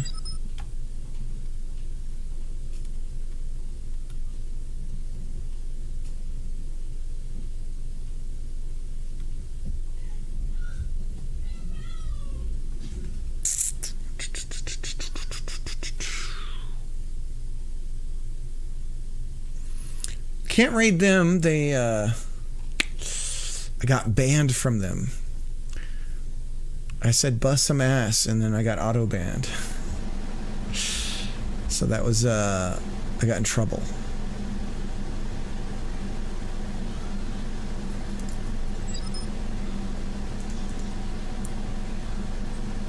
I should be streaming tomorrow. Ooh, that's neat. Might should get that cool gradient. I want a cool gradient. Okay. Yeah, fine. Alright, we're gonna raid expired popsicle. Yeah, see you guys then. Yeah, okay. I'm also gonna stream tomorrow again. Nice. Okay. Much love, everybody. Be safe. I'll see you tomorrow. Bye-bye. Thanks, you too. Yeah. It do be like that. Oh, hey! Appreciate it. Thank you so much for the raid. Give me a shout out.